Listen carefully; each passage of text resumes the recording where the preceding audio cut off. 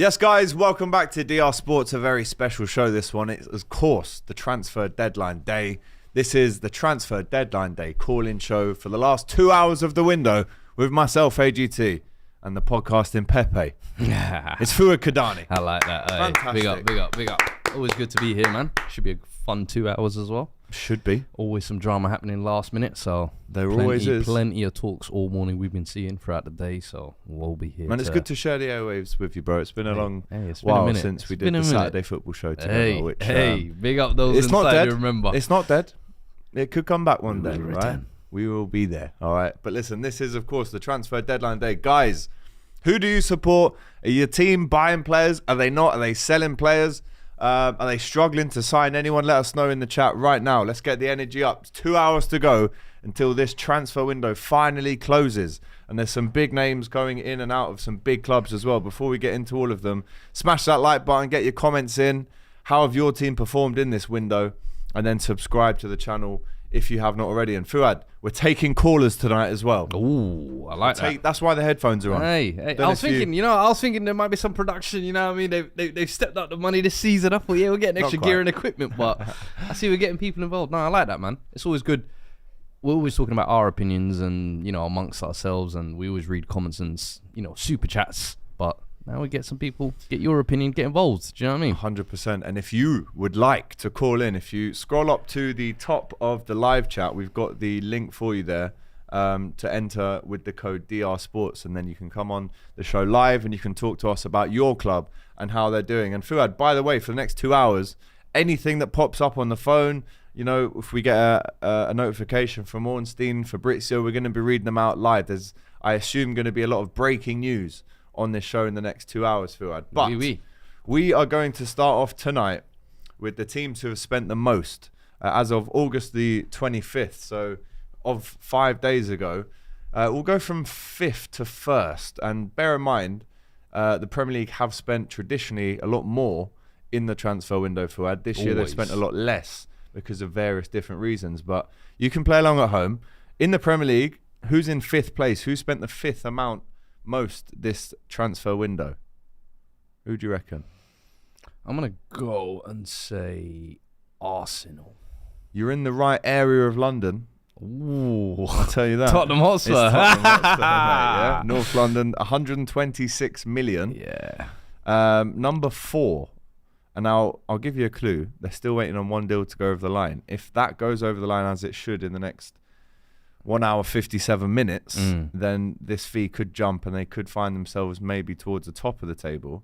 Oh my God! As I'm speaking about it, I've just got the tweet. It's official now. Manuel Ugarte and Manchester United have made it official.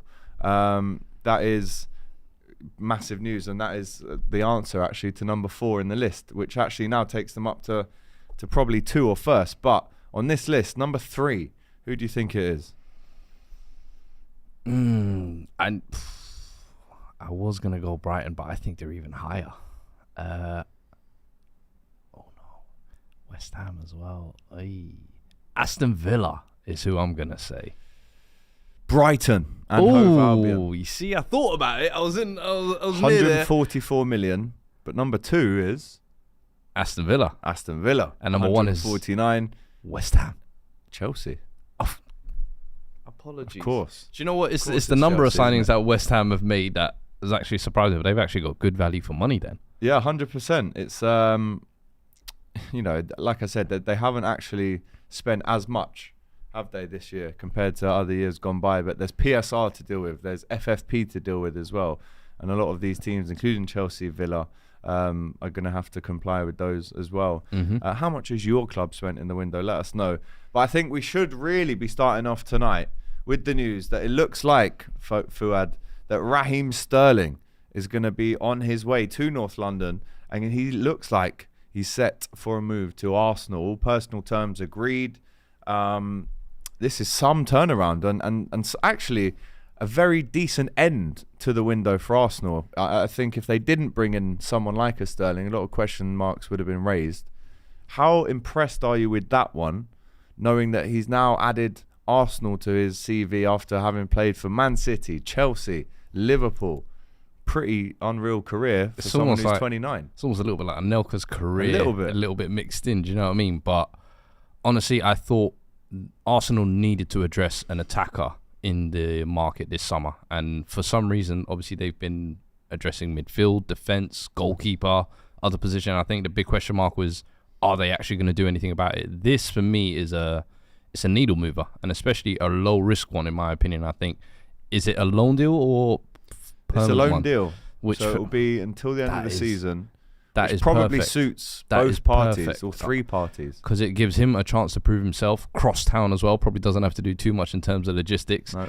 But I think comes into a team that is actually pushing towards the right direction rather than going through a bit of a transition that needs an attacker of his type as well. I think Martinelli, we've seen over the past season, maybe his form has kind of dipped a little bit. We've seen Trossard coming into spells. But I feel like Sterling is more than competent of filling in for Saka on the right side as well, but then also comfortably on the left side as well. I know, listen, he's a proven player who I think people have judged too harshly, I think, his form over the past 18 months. And listen, you could say the mess at Chelsea hasn't really helped him, but he hasn't really helped himself within that as well. But this is an opportunity to, I feel like, start fresh, come into a team that's really pushing in the right direction, come in and be a senior head, because that team is still very young. He can come in as someone who's previously won titles, similar like what Jesus and Zinchenko were supposed to do when they came in. I think it's a smart signing. It's a win-win on both sides. And frustratingly, as a Spurs fan, honestly, I thought if this signing happens now, they look like a serious, threat. They brought in extra goals up front as well, because let's not forget Raheem Sterling can get goals, especially with a team like Arsenal that's going to create as many chances as they do. I think he'll score plenty. I agree, and he'll get the chances to play. I mean, a lot of Arsenal fans were asking for maybe some backup to Bukayo Saka, but in Raheem Sterling, you're getting someone who, favourably plays on the left. Martinelli out of form. But even for Liverpool, if you cast your mind back to 2015, Brendan Rodgers utilised him as a false nine, almost as a nine. Yeah. Can play across. Let's not forget all the three World positions. Cup, remember, for England, where he had that kind of breakout international tournament. Him and Kane were playing in that front too. So, listen, he's someone who can play in multiple positions, got plenty of experience, has done it time and time again. And even last year in his bad year, I'm sure. Can you pull his numbers up there maybe? Yeah, I think it was 10. I think it was 18 goals and assists last season for him, for Chelsea. That's supposed to be, an awful year in a very dysfunctional team. So, in my eyes, I don't think, obviously, he's had the best time at Chelsea. But what better, battery in your back to kind of prove them wrong at Arsenal now? And imagine, he's a catalyst to. Let me not even say it. I don't even want to put it out there into existence. Well, let's ask Arsenal fans the question: is he the difference between Arsenal finishing second and first? He's got the Premier League experience, multiple Premier League winner. Still in his late 20s. I'm looking at his stats here. Well over 100 Premier League goals. There's still a big player there. Is he the difference we have potentially between them finishing 2 points behind City like they did last year and turning that screw a little bit tighter to even close the gap, if not overtake them? Because we said this 2 years ago when they got Rice, they're closer. Last year they got even closer. But now is this the turning point? Can Arsenal actually win the league with this signing? And someone from Pep's side who's seen it, who knows what it works, how the workings go inside there, coming in with, inside recipes. Yo, Arteta, since you left, there was this tweak, and, it could be interesting. That's all I'm saying. But for me, I think it's a low-risk move, a win-win on both sides. And it's up to Sterling now to kind of prove Chelsea wrong, if you like. And then if Arteta can do what he can to kind of get the best out of him in terms of giving him opportunities, because I think that was one of the issues last year where he definitely had his trusted guys. And I think the issue was he probably used them a bit too much, and you kind of saw that towards the end of the season. You hope players like Sterling coming in can alleviate some of that pressure. I think that's a key thing you raised there as well. The fact that Sterling has worked with Arteta during those, what was it, the 100-point season he was there, wasn't he? He had a crucial part to play. Just on Arsenal, we're going to stick on Arsenal shortly, then we're going to get Patrick, the Chelsea fan, in. Bournemouth goalkeeper Neto has officially joined Arsenal on loan. The move arrives after some other transfer businesses for either club, most specifically Kepa going to Bournemouth on loan, but also that opened up space for Aaron Ramsdale to exit to Southampton. There was a spot to be filled, and Neto has filled that. I've got the picture of him signing the contract now. The caption is, Fuad, experience between the sticks. The Arsenal account has gone for that. Is that what it is? The 35-year-old shot stopper. Yeah. Fiorentina, Juventus, Valencia, Barcelona. Is this almost a Scott Carson kind of move for Arsenal here? I don't like it personally. On Neto's behalf, because I think the project that Bournemouth were building there, I actually think is quite exciting. I think Iraola came in last season, tough start at the start of the year. First 9 or 10 games, you really struggled, but steadied the ship, turned it around. And I think that defence as well. They've got Zaberni, Kirkes. This summer they signed Huijsens, Max Aaron's at right back. They're building like a nice unit, and I always thought Neto was kind of the safe hands behind that, captain as well. To now almost move away from that to just accept what I think is going to be a bench role basically for David Raya, who has ousted obviously Ramsdale. I don't know if that's a good move on his behalf. Obviously, if you win the medals and everything, you're going to look back like Scott Carson and be like, mate, I've enjoyed a jolly ride. Do you know what I mean? But at 35 to be getting that move. I mean, at you got to 35, think if you're still financially playing as well. regular first team football, because you got to remember before he came to Bournemouth as well, he was at Juventus, sitting on benches. So I'm like, I don't know. I'm not a fan of players just going to sit on benches, especially. Similarly, I'm sure we'll speak on Jadon Sancho in a bit. His moves to Chelsea, we but will. I just think it's a good move for Arsenal. It's a weak move from Neto, in my opinion. I disagree, because financially, that'll probably it could potentially. I don't know the ins and outs. It could be the best financial deal he's ever signed. For the amount of work he's going to have to put in to get a club like that on your CV at that age, it could be a beautiful swan song. You never know. You know what? Fairs. We'll hear more about that. Arsenal fans in the chat, let us know. Just before we move on to Patrick, the Chelsea fan, done deal. AC Milan have signed Tammy Abraham from AS Roma on loan for the season. Guess which shirt number he'll wear at AC Milan, Fuad? And think of the club, think of the numbers that they have, think of the league that has these kind of crazy numbers. 99, I'm going to go. You're so close, bro. And I was trying to brainwave you the number, but you're in that realm. It's 90. Oh, 90, yeah. It's 90. I think Ronaldinho wore 80. No, he wore 80, I think it was. Ronaldo wore 90. I've seen, Mancini used to wear 30. We've seen Balotelli used to wear 45. But they love the 90s out there. They love the 70s as well. I swear Bastoni's like 72 or something. I think it was Candreva. He used to wear 70 and 77. Wild. Listen, honestly. Gotta love it, man. Right, let's get our first caller of the night inside the stream. Let's go. Patrick, are you there? The Chelsea fan. We want to talk to you about Sterling moving to Arsenal and all the rest of it. I think he's here now. Can we hear him? Yeah. Yes, Hello? we've got you. How are you, mate? You all right? Nice to speak to you, AGC. Nice to speak to you, my guy. Come on, brother. Come on, good to have you on tonight. Listen, Sterling looks like it's all going to be sealed for him to move to Arsenal. As a club which has a plethora of wide players on the books, is this the best outcome for not only Sterling, but also Arsenal and Chelsea? Why are Arsenal and Chelsea still doing deals together, man? It's a valid question. Giroud, Gallas, Louise, Anelka. I mean, the last one in Havertz hasn't turned out too bad. That's true. Well, we don't. Well, he's literally right behind you, through added the trophy that he won for us. So you know, you know what? Says. What, the Claude Cup? Hey, no. Rest in peace every time. But that is true. That is true. You did win.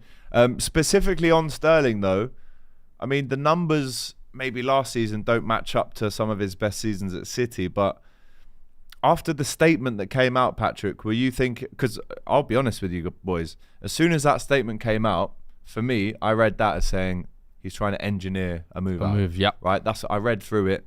Do you think when that statement came out, Patrick, that was it? It was at the point of no return? Yes and no.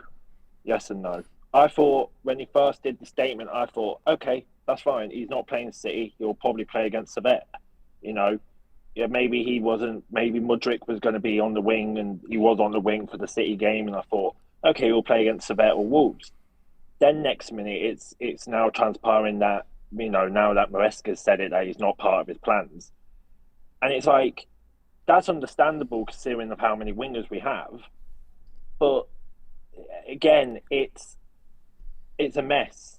I've said it before, Chelsea are a mess. You know, we're ousting players in and out, left, right and centre. They're saying if you don't, you know, even if you are playing, then you're probably going to be chucked out anyway. Look at Chalobah. He played well last Yeah. season. He was part of a Pochettino team that, if Gallagher. he stayed, he would have still played. Gallagher as well. Gallagher, fantastic player as well. He left, and and he didn't sign a contract. Do you ever it's feel becoming a constant theme? Go on. Do you ever feel like Sterling actually ever got the fair crack at Chelsea? Because I feel like when he came to Chelsea, it was kind of meant to be his big move away, breaking away from the City machine, if you like. He was going to come in, be the senior head to all of these youngsters and, the influx of youngsters that were coming in. But do you ever feel like he's kind of been given the position to make his own? Because I always feel like it's always been mixing and rotating, as you've said, in and out, whether it's Mudryk, whether it's Chukwuemeka, whether it's Noni every week. It just seems to be a rotation. I never really fully felt like he got a good, proper crack. And the only time he did was maybe when he was in his worst spell of form. I think it was Bowley's first signing. We can never forget that. He was the Bowley Clear Lake's first signing for like 50, 40 million quid. We can never forget that. And when Tuchel talked about him, I will never forget this. When we were about to play Everton on Sky, they said, Sterling, you brought Sterling in. How do you feel about Sterling? He's like, well, we never liked playing against him. I feel excited that we're going to play with him and we can use him. We can use him to be the perfect person in the left-hand side to try and, score the goals in that. On the Potter, it kind of worked. Yeah. It kind of worked, like, against Dortmund. I can never forget that game against Dortmund in the second leg when we needed it the most. Sterling scored that absolute banger, and it was like, this is the player that we kind of need. I remember, was it Luton, Burnley as well? Certain performances. Manchester City in the 4-4 crazy game. Yeah. Sterling again at the Etihad. This is That's a player true. that I felt like we could have used perfectly. It was working well on the pitch. I don't know what's going on. Maybe it's Maresca not using, maybe he wants to use different players. He obviously had a system that worked at Leicester. He wants to try and use certain players that would fit his rhythm. And it's kind of like Conte. Conte needs Lukaku to use his soldiers. Victor Moses. He needs his own players to try and play the way that he wants. And maybe it's Sterling, maybe it's not. But if he doesn't see it that way, that's fine. But don't push him out. Don't make him play under the trend. Let him. You know what I mean? Yeah, does pushing him out look even worse when you're selling him to a rival and potentially strengthening a title pushing team as well? And the fact that it's Arsenal as well, it's like our direct London rivals. If it was Tottenham, fine, I could understand because Bernard went to Tottenham. I won't mind. You know what I mean? I think Tottenham would need Sterling more. I can't believe I'm saying that. Yeah. But I mean that. But giving it to Arsenal when they have Martinelli, when they have, all these other wingers that they have. But if you listen to the Arsenal fans, Patrick, sorry to cut you in. If you listen to the Arsenal fans, they're wanting a backup for Saka. They're wanting a player that can play across the three up front. No, and I can totally Sterling get that. can do that understand for that. them. I know, and I totally understand that. And it's like, it's just the fact that Arteta uses Saka and trusts Saka so much. And I know Arteta uses Sterling, and obviously he knows him under Manchester City and all that stuff. And I think 2018-19 was kind of like his standout. He was scoring hat-tricks. I can give you the stat. Raheem Sterling contributed to 53 goals in the last season he was coached by Mikel Arteta. There you go, which is impressive. Let's move on to another wing. Where are you from, by the way, Patrick? Funnily enough, I'm from Leicester. From Leicester, and you support Chelsea. Why is that? Can we get a bit of context? Well, I was at school, and everybody was supporting Manchester United, Arsenal, a couple of Liverpool fans, and a couple of and there was one Tottenham. Just the one. Then when it was I think it was my 10th birthday, I came home from school, and I got a Celtic top about a few weeks before. And my mum and my now stepdad got me a Chelsea kit, the Munich one, the kit that we wore to 2012, Munich. Yeah, 2011-12 with my name on it. And I've just grown into Chelsea all the time, and I've grown into them, and I looked through the history, and everything else. And I've just loved Chelsea ever since. So you know that joke that people say about Chelsea fans. I bet you only started watching during. I mean, Patrick. No, I had a granddad that supported Arsenal. And I have a stepdad that supports Celtic. And obviously, like, I always feel like those early gifts you're given as a kid. I wanted to stand out. Well, you definitely do. We're going to ask you now about Sancho, right? We've spoken to you about Sterling leaving. Looks like Jadon Sancho is coming in. There was a talk at the time, Fuad, of maybe a straight swap deal for the two players, but Sterling's now going to Arsenal. But Sancho coming in, I mean, when you talk, I know it's been used often, this joke, but genuine space in the dressing room is at a premium right now. I mean, I don't even think I've got enough hands to count how many wide/forward players you've got now. Does he get a chance? I mean, he's got to face up against Neto. Madueke is obviously now playing well. Cole Palmer, Nkunku, João Felix. You both hit him a nail on the head. You both hit him a nail on the head.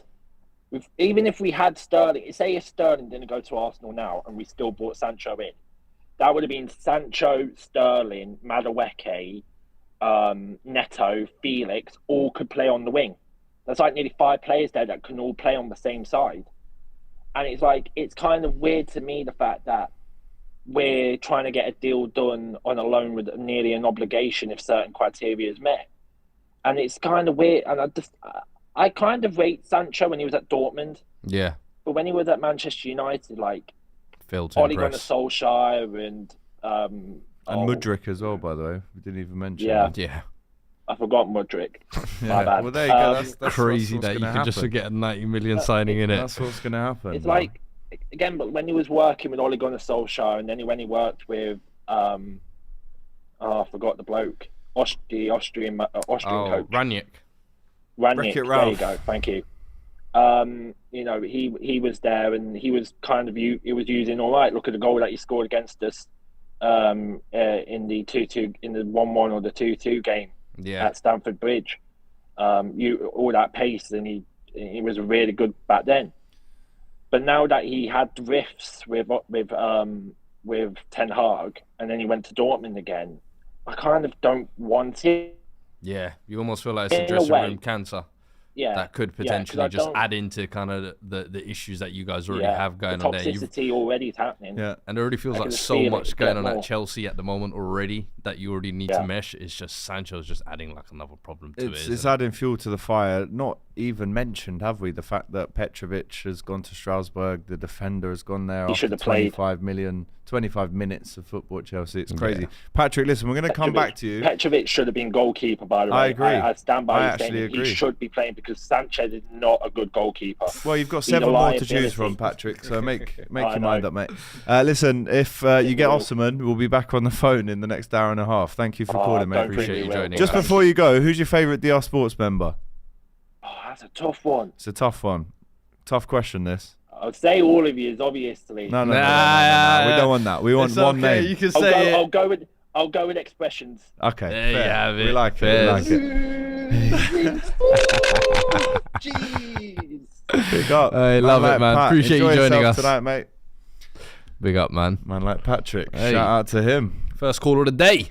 First caller of the night. Join the queue, guys. 1 Get hour, involved. 36 minutes away from the transfer window closing. I think it's now time to hear the perspective of an Arsenal fan. We've heard that Patrick Chelsea is feeling maybe a tinge regretful for allowing Sterling to leave. Yeah. Let's see what Nikhil, the Arsenal fan, thinks about this one. Are you with us? Can you hear us? Oh, yes, I can. Let's move back a bit. How are you, Got my freaked man? out with my own face there, lads. AGT Fuad, evening. How are you guys? I'm very well, mate. How are Very you? well, brother. How are you? Absolutely buzzing, mate. Where are you calling us from? First time caller, so. Where are you calling from? I'm calling you from up north in Scotland, Edinburgh. Up north in Love Scotland. it. It's cold up there, isn't it? Right. Couple of Raheem degrees. Sterling, Nikhil. I mean, 24 hours ago, this move probably wasn't even on the cards. Today, it's obviously rapidly picked up. You've signed not only Sterling, but Neto on loan for Bournemouth. Is it frustrating as an Arsenal fan to still not have that out-and-out number 9? Or are you now content with Calafiori, Marino, Sterling and Neto? AGT, I'm content. I'll be honest with you, I've content. seen a lot of meltdown on Twitter and other streams and stuff. Yeah. But I don't get it. Like, you're the stats man, right, AGT? You work it out. Tell Allegedly. me Allegedly, mate. Hey, thanks that well, AGT. only pro when they are Liverpool stats. But Here just he work it out. comes. Here he comes. We got rid of ESR. We're potentially getting rid of Nelson, and we're potentially Yes. getting rid of Nketiah. Those aren't Yes. many minutes. So what's the point of having them in the squad, saying that the squad's big? But if the squad's not being used, I much rather have those spots taken up by players who can, make a difference, a la Trossard. Do you know what I'm saying? Like, to me, it makes sense. I don't see what's the meltdown. Like, are we trying to win transfer windows here?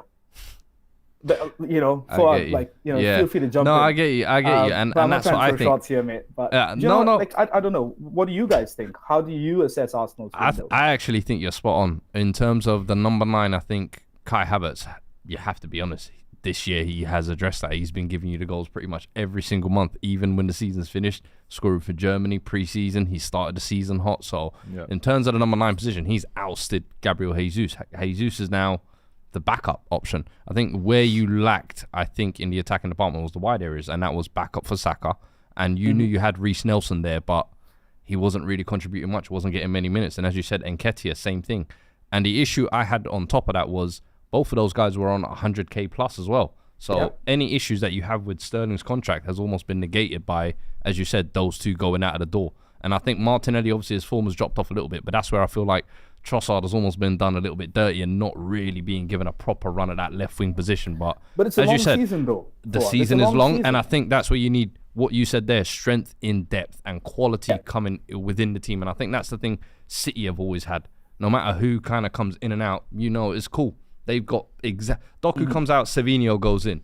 Bob, don't worry, you could take 3 months off. We still got 3 competent wingers. Remember, Grealish ain't even playing at the moment. So that's what you need. And I feel like a signing like Sterling, you could hear the Chelsea fan before this frustrated that they're strengthening a rival again. Because I'm thinking, especially after Havertz, you've seen that you've almost helped them with that. You've solved their number 9 position, and now you're about to go and solve their depth issue. So it's like, for me, as you said, I think you've addressed a lot. Yeah. And I think it will be a question of now, is it enough in terms of, is Marino of that caliber that you need? Injured is as well, Sterling, isn't he? coming in with a shoulder injury, but I think international break has almost come at the perfect time.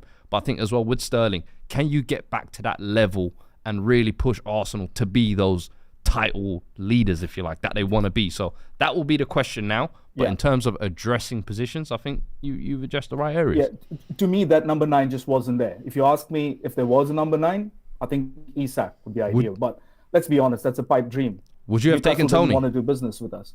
I'm surprised Arsenal didn't throw a bid in Because for Tony today, I'm hearing talks of 40 million potentially to Saudi. Well, and I'm I can thinking, actually confirm that to you now. Fabrizio Romano a minute ago. Ivan Tony to Al Ali. Final documents being reviewed, then deal done. Yeah. Deal done, we're hearing, an hour and a half before the window shuts. And I know Chaps, I would have. It's now I would have confirmed, by taken- the way, Yeah. Nico. It But- is but- now confirmed that Arsenal have now agreed the deal officially to sign Raheem Sterling on loan from Chelsea. But just ask yourself, why has nobody, forget about the Premier League, why has nobody in Europe gone for Ivan Toney? Like I was saying, totally Isak agree. would be ideal for me, but let's be honest, Newcastle isn't doing business with us. That's fine. We still scored a hell of a lot of goals last season. I'm not saying that's just replicable this season, but we know Mikel tries to work tactically and stuff. For me, a slight concern is if Odegaard gets injured, because he not only drives the team, but he is that creative spark. He's the Ozil with work rate. Everybody said that. But, for me in other areas, I think we are okay. We've got a sort of sucker backup in Jesus. He did that when he was at City. He can play out on the right. I think I've always said I don't know Ranieri why can that use- doesn't happen more often, Jesus right wing, because he did it a I think lot it will at Man happen more City. this season, though. Reluctantly, he did it. He'd Yeah. rather be playing through the middle, even though he's not an out. I just feel like goal Havertz scorer. has taken that mantle now. Take one of the wide positions. Yeah. Martinelli's off form. Saka needs cover. But sorry, go on. No, I mean, literally, I think it's going to happen this season. I genuinely think Jesus will, whether he liked it or not when he was at City, but if he's here for the season, I think he'll have to contribute, and he's the ideal ready-made Saka backup. But what do you guys think if, what happens to Odegaard, or what happens to that position if Odegaard picks up an injury? Because that is my major concern. I think Arteta will change your shape a little bit in terms of having two sitters and maybe Marino. So it'll be Marino, Partey, and Rice. And Rice will maybe have the shackles off him, as you've seen in maybe the first 2 games. He'll play more of an 8 role, and then Marino will just kind of take up the mantle of what Odegaard was supposed to do. Which, to be fair, in the Spain team in the Euros, you did see him picking up those types of spaces. So I think he's capable of it. Fair. But I think that would be the option. And I think that's the important thing this season as well, is having Partey back fully fit. Do you know who I'm surprised no one's almost got like a new signing? This year? Fabian Ruiz. You mean Fabio? Oh, I thought you meant Vieira. Spain, who played alongside Marino for Spain. But well, to be fair, he's at PSG, isn't he? Locked into that big deal. Ugarte's just left PSG as well and gone to United. So, but then PSG let go people they don't want. True. Nikhil, one more question before we let you go. I know ironically, you were talking about winning the transfer window. I heard Robbie downstairs as we were coming up here saying that if the Sterling deal goes over the line, in terms of the big top teams, he thinks that Arsenal have officially had the best window in terms of addressing the issues: goalkeeper, defender, midfielder, wide player / attacker. I guess comparing it to Chelsea would be wild because, I mean, who even remembers the number that they've brought in now? But when you look at City, haven't done as much. They've obviously brought Gundogan back and brought Savio. Liverpool brought in Chiesa. There is an argument to say that Arsenal have, I don't know, literally only up until the last 2 hours. Solanke, Archie Gray, Bergwijn. Hey, listen. I'm not too sure. Odegaard, hey, don't sleep on my youngsters, you know. Nico, what do you think? Coming. The big dog stuff, eh? Yeah. Real men. You know, my brother. You know. Bought a lot of stocks in have they had the best window then?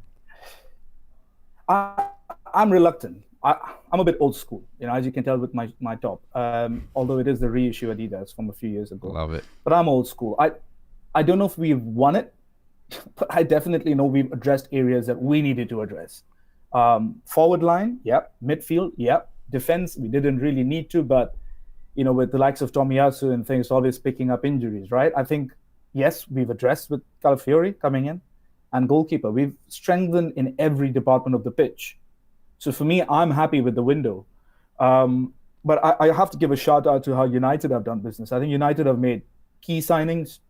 I think Spurs forward, you're bang on over there, mate. I think you guys have made some really good signings as well. I think that will bolster your squad. You've got pace back in certain areas of your pitch, which were looking a bit dodgy towards the end of last season. So Liverpool, I'll be honest with you, AGT has surprised me. I thought there would be a bit more business, but I think with the players you have, and you outlined, I think earlier in the show on the Thursday morning show, you guys have a solid lineup in the front. I think it's 6 players for 3 positions. I think all the clubs are looking strong. I don't know much. I don't know what I can say about Chelsea. It's incomparable to anything else. What would you, if you had to give an overall grade for Arsenal's window? What grade would you give it? Marking it out of 10. Yeah, marking it out of 10. Like the old school system. Oh yeah, A to F. Yeah. Let's do that. A to F. A plus. I'd say a solid B. I was gonna say A minus. I'd say so B plus. So are we doing A plus, A minus? Same thing, isn't it? Really? Yeah, we can throw the minuses in if you want and pluses. I would say B plus. Okay. Yeah, B plus. It's a 7.5 out of 10 if you're numerizing it. I would say. Yeah, but Robbie doesn't like halves, so he does not. Every time I try and do a player rating and I chuck in a 0.5, he doesn't like it, man. It gives it accuracy, man. 100%, you are, and you're doing a good job. Just before you go, your favorite DR member? Put me on the spot. I know you asked the previous caller as well. I'm asking everyone tonight. He's trying to get the shout out. No. Don't try that. It's a piece of content. It's interesting. We can clip it up. Mate, I don't want to be put in body bags. I found somewhere near the Edinburgh Castle. It's the Don for me. I love that. Clever answer, if anything. But a big shout out to Kenya and production. So yeah, all you guys. I love all you guys. You guys make my bus journeys, free time quite enjoyable because I enjoy the shows. So all of you guys, That's what we do it for, man. Love that. Big shout out to all of you all, and of course the Don who's made it all possible. No, genuinely. Thank you, following mate. Listen, him for a while. really appreciate it, Nikhil. I'm sure if you Thanks for sign having me. anyone else in the next hour and 24 minutes, give us a call and we'll speak I'll again. do that. Take Cheers, care, Take care, guys. man. Have a good one. Just before we bring in the next guest, let's just go over the details of that Ugarte move. 60 million, this one. Welcoming a new face in M16. It's Manu Ugarte on Twitter. That's what the club have actually said. The 23-year-old leaves the Parc des Princes just 1 year after arriving from Sporting Lisbon. Fuad, and there was a lot of talk, wasn't there, when he was at Lisbon, where he'd end up because he was head and shoulders above. I remember him playing against Arsenal actually and knocked them out of, was it the Europa League? Yeah. And he's won 22 caps for his country. I mean, look, it hasn't been the best year in general for PSG, so it would be harsh to say it's his fault that maybe things didn't go, especially in the Champions League as well. 60 million, this is basically what they've laid out for Casemiro. It's euros as well, so someone will have to actually get up the translation, but it's a lot of money again, isn't it? It is a lot of money. And listen, this signing with the age, with the legs on his side, is a more future-proof signing than Casemiro. But the money they've spent. But I think that's what it is. It's a position that United have known they needed to address next to Kobbie Mainoo. I think they saw last season Casemiro look like he was beginning to see the last of his legs, as Carragher was saying, leave the game. But to be fair to him, I actually think he started the season pretty well, almost showing a bit of life. But Ugarte comes in, and I just feel like he's a younger, almost hungrier version. And listen, a failed move at PSG isn't the worst thing to happen on your career. I think this is a great opportunity now. You have to kind of bounce back. And the physicality of the Premier League, I actually think, will kind of suit his game. He's someone who covers a lot of ground and is, very much a ball-hungry ball hawk, if you like. And I think United's midfield actually needs that this season. So listen, it's a big outlay. Is he going to be worth the money? I don't know, because I think for that type of money, you want a lot more than someone who's just eating up ground and winning balls. And I think that's where the questions will come into his game, where in possession, on the ball, can you still dictate the tempo? Can you keep the ball moving forward? And I think that's where a lot of the questions have been at his time at PSG. On the ball, maybe you kind of question his ability to find that final ball pass where it's a little bit sideways. So that could become an issue with that kind of price point. But I think all in all, tactically, he could be an actual good signing in the short term. Yeah, sure. Topped the charts for most tackles in Ligue 1 last season, despite only playing 25 league games, right? Yeah. He only turned out for PSG 25 times. No cup games, nothing. He is Just Ligue 1. he is like the prototypical type of player, I can't lie to you, I love. Because he's one of those, he gets down and dirty, fights for every ball. Like, I think if you're a match-going fan, you're going to love this guy, because he's not going to let any blade of grass leave uncovered. But it's a case of, I think, in terms of when you get progressive and you get into the deeper rounds of cups and things like that, and United games where they need to dominate possession, that's where maybe you kind of look at, you can see maybe the holes in his game. But I think, all in all, I think he's a good player. He'll come in, he'll do a job. But the question is for that type of money, we've seen the pressure that comes with Caicedo last year, for example, the money that he came in. Last year, we saw Rice come in 105 million, and people were still saying, some of his passing still isn't up to the scratch or standard. So there will always be questions about you when you come in for that type of price, but he's going to come in and do a job. Yeah, let me just clarify that. So it's £42.3 million with a potential 10 more million in add-ons. Obviously, Scott McTominay's just been sold to Napoli for 30 as well. Crazy. So it's actually, for his last year of his contract. It's good business, And I was wrong, actually. He did play 4 games in the National Cup and 8 games in Europe as well. So it was 37 appearances in total for Manu Ugarte last season. No goals, but obviously that's not his job, is it? Do your job. One thing about United this window, though, they have sold really well. I'm just having a look now just to see, because Scotty McTominay, I was like, for 30 million in the last year of his contract, well. I think it's an incredible bit of money to make. Mason Greenwood, of course, Aaron Wan-Bissaka, 17 million, Willy Kambwala, Hannibal for 6 million, Pelestri for 6 million. Like, a lot of players that I thought were fringe players and potentially, weren't going to get a lot of minutes. People maybe wanted to see more Pelestri, for example, and Hannibal, but they weren't ever going to live up to that potential or be given those opportunities. And I think it's very smart of the new ownership to come in and just say, like, yo, we need to clear ship and actually get rid of some of the dead weight. So I think we've done that at Spurs very well, and I think United have done that pretty well this summer as well. Well, that's United. Speaking of them, let's get a United fan on who is ready to talk about their dealings in the transfer window so far. I believe Lecce's in the house. Do we have Lecce? Can we see it on the big screen? Do. Let's go. Hear that's me. Here he is. How are you, man? Where are you calling us from? You know what? I just finished work, so I'm just at mates. I'm actually in King's Cross right now. You're in King's Cross. Hey, local man.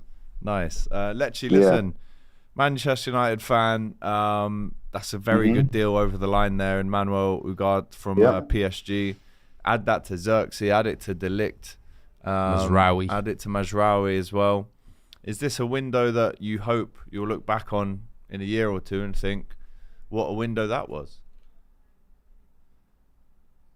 Yes, I think I will be doing that because I feel like for the first time we actually have direction.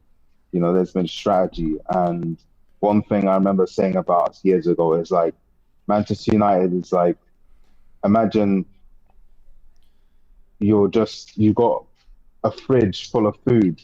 Right. Manchester United will buy food and try to fit inside the fridge, but it's already full up. And it's just like, well, how are you gonna, where are you gonna put this? Or, you know, and then you're just gonna have to leave it out on the side, and then it's gonna go to waste, and then it's just money wasted.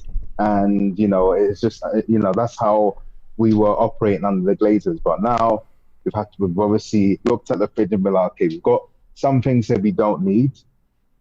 So let's take that out. Let's throw that away. Let's maybe sell it off to someone else, and let's put stuff inside that fridge.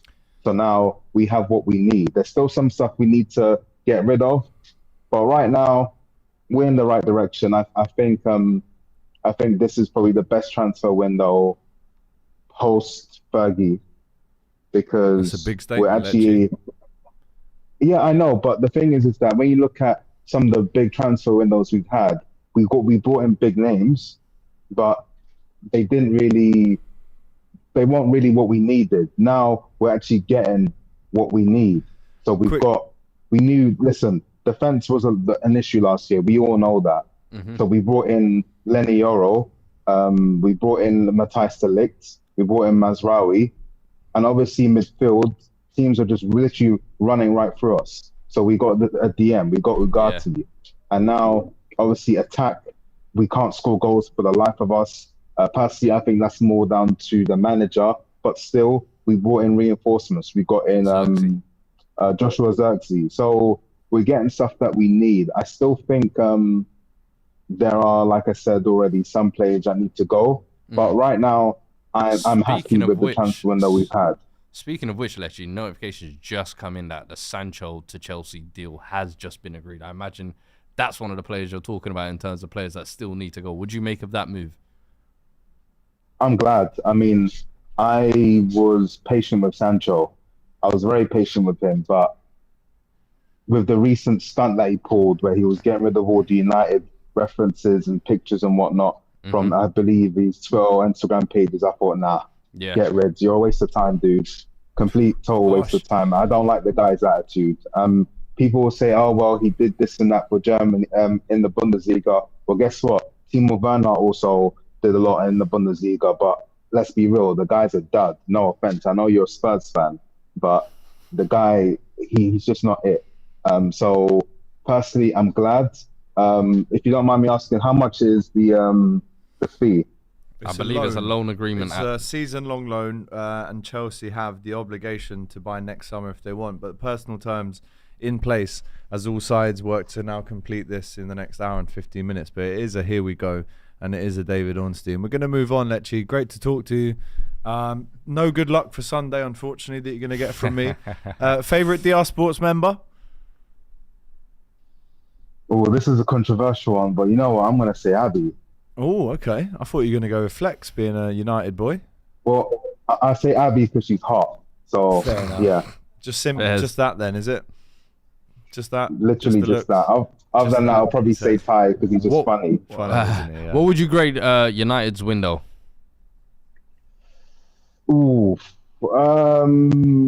I'd give it a solid B. I think if we had got rid of a couple more players, like I'm thinking a Maguire, a Lindelof, and possibly an Ericsson How are for they good prices, I would have given it an A. Hey, still an But hour and a half to go. I think right now I'd give it a B. A B is the fairest one. But listen, Sunday is on AGT, so you know what? You might expect a super chat or two from me come Monday. We'll see. Please. Love that. Love that. Keeps us See in a you job. then, man. No, honestly, thank you, Lecce. You've been great. Take care, and we'll speak to you soon. No my worries, friend. brother. Next up, Fuad, we have a Bournemouth fan who's ready to talk to us about his club selling their star asset to you. And also, they've got rid of Neto as well. We've got Gabe on, who's That's a their captain. That's the real Bournemouth star fan. asset. How are we, fella? You okay? Doing well. Pleasure to see you guys properly. So hang on, Good to have you, I sense a bit of a foreign accent there. A Bournemouth fan. Is this got anything to do with Michael Jordan's I like this. takeover? Bournemouth International. Hey, I didn't worldwide think Bournemouth would ever cherry. get here, you know? Come on. A bit complicated with me. I grew up in Switzerland, but I'm American, so I have like this international accent. Yeah. So, yeah, but, What's yeah, that got to do with Bournemouth, though, Gabe? Is the key question here. Started first ever Premier League season I watched was the 15-16 season when Bournemouth got promoted. Just loved how they played full ballsy attacking football, no regard at all for defense. Loved That was it. Eddie Howe's boys, isn't it? Yeah. Oh, Cooking them, man. Fairs. Yeah, I'm always curious to hear how people go into it's their team. interesting. That's a good It's one, genuinely actually, a question that I do like asking because, you know, you find out stories. What do you make of the business this summer? Obviously, last summer I felt like you guys addressed a lot, and this summer has been a bit of an up and down because I feel like Dean Hoyston's coming in big signing for me. I think that's one for the future for sure. But then losing your top goal scorer last year of Solanke, who scored 19 goals, obviously for a record fee, 65 million. But then also losing your captain in Neto as well. What do you make of those two transfers? So I'll touch on the Solanke one first. Obviously, that one was like the biggest hit. I think the fee though is fantastic. You know, record sale, and also immediately invested onto Evan Nielsen, the board, the whole summer. Everyone has like trust in the ownership in Bournemouth. Like we knew they'd have a backup plan. If it wasn't going to be Evan Nielsen, there was Santiago Jimenez or maybe Tammy Abraham. So I had faith in that. I think for me the biggest loss with Solanke is, besides the goal figure, I think it's just more of his like clutch moments. Because if you actually looked at us last season, I think offensively we actually distribute well. Semenyo, love him to bits. He's fantastic the way he contributes offensively. Same with Kluivert. Tavernier gets in there a bit in a while. Yeah. So Absolutely. I think the biggest thing that Solanke brought was those clutch moments, if that makes sense. Yeah. As for Neto, Neto's the most controversial player we have at Bournemouth because he's our captain, but he's very hit or miss. I love him for shot stopping. I think he gets a bit disrespected too much, but I do think he's not good enough to anymore be our starter because he drops too easily from crosses and he does a couple of brain farts. So my view was getting in Kepa. Kepa's a risk for sure because he does. I was going to say, you're talking about head losses and kind of on corners. I'm thinking, Kepa, hey. I mean, no, it's definitely a risk, but I think Kepa, at least he compensates more because he has higher shot stopping ceiling than Neto does. Yeah. So that's how I go off it. But yeah, I mean, overall, more positives than negatives for the window. As you said, Howson is probably the bargain that we got of the summer. Fantastic to get him. And then also, as I said, Evan Nielsen. But also, I thought a really underrated signing we got was Julian Araujo from Barcelona. 10 million for this right back who. And he's already displaced Aarons because we already want him as the starting right back. His football IQ is fantastic. He's not the most best in terms of crossing ability per se, but his defensive attributes are fantastic. So I'm really pleased with this window. Do you reckon Unal and Evan Nilsson, as you said there, they've come in to kind of replace Solanke's goals? Do you think they're going to cover over those cracks no problem? I do think so, just because of Iraola's tactics. It's very high pressing and very just distributive. If you look at, I'm not sure if you guys saw the highlights for the Newcastle game, but just what you have is this season, I think the only difference compared to last season, Solanke last season was the focal point. This time it's Semenyo. I think that's the biggest difference. Semenyo drives everything, and that showed in the goal against Newcastle. But yeah, no, I think my guess is Evan Nielsen, he won't get more than 15, if I'm honest. I don't think he's going to. That's a very good season. That's a very good season. Definitely. No, would love it 100% if he got that high. And Unal as well. I really like Unal. He's got very good football IQ. He needs to work a little bit on his finishing, but really good football Let me IQ. ask you this, Gabe, because the dealings that you've done, you know, we're talking big numbers here. Evan Nilsson, 37 million. Luis Sinistera, 23.4. Unal, 16.5. Huijsen, 15.2. Araujo, 10. Paulsen, you've bought another goalkeeper there. And then the rest of them are free transfers. But that's a sum of 104 million. But this is impressive. It's how much money they've actually made, including the majority of it is obviously Dominic Solanke. Kiefer Moore was also sold as well. Obviously, Lloyd Kelly has gone to Newcastle on a free, but you've actually earned 66 million. So in terms of ins and outs, business, profits and losses, the important business stuff, it's a very good, very impressive, controlled window, I would say, from Bournemouth. What are the expectations for Bournemouth this season? Because last year it was almost, after the recovery of those first 10 games, comfortable mid-table. Is this season a season where you kind of want to see yourselves push closer to those European spots? Ideally, yeah. The new board, their plan when they came in 2 years ago, the new ownership, was to get Europe within 5 years. So, I think that's the long-term goal. In terms of this season, I think, at least my objective personally, is just to finish higher than 12th. Try to push top half. I predicted us 10th. That's where I think I'm going to put us, even with the Solanke loss, because I do have the faith. I saw, for instance, Fuad on the we talked on SDS, just how you have the faith in Bournemouth potentially push European. I don't think we can quite get to this 7th place or 6th-ish, just because I think exemplified against Newcastle, we many times we create a lot of chances, but we're sometimes a bit wasteful in front of goal. That's a bit of our issue. But I have faith. I'd say yes. So I think the objective is try to, solidify that mid-table, try to push for top half, and then maybe season afterwards go for European place. What a knowledgeable fan.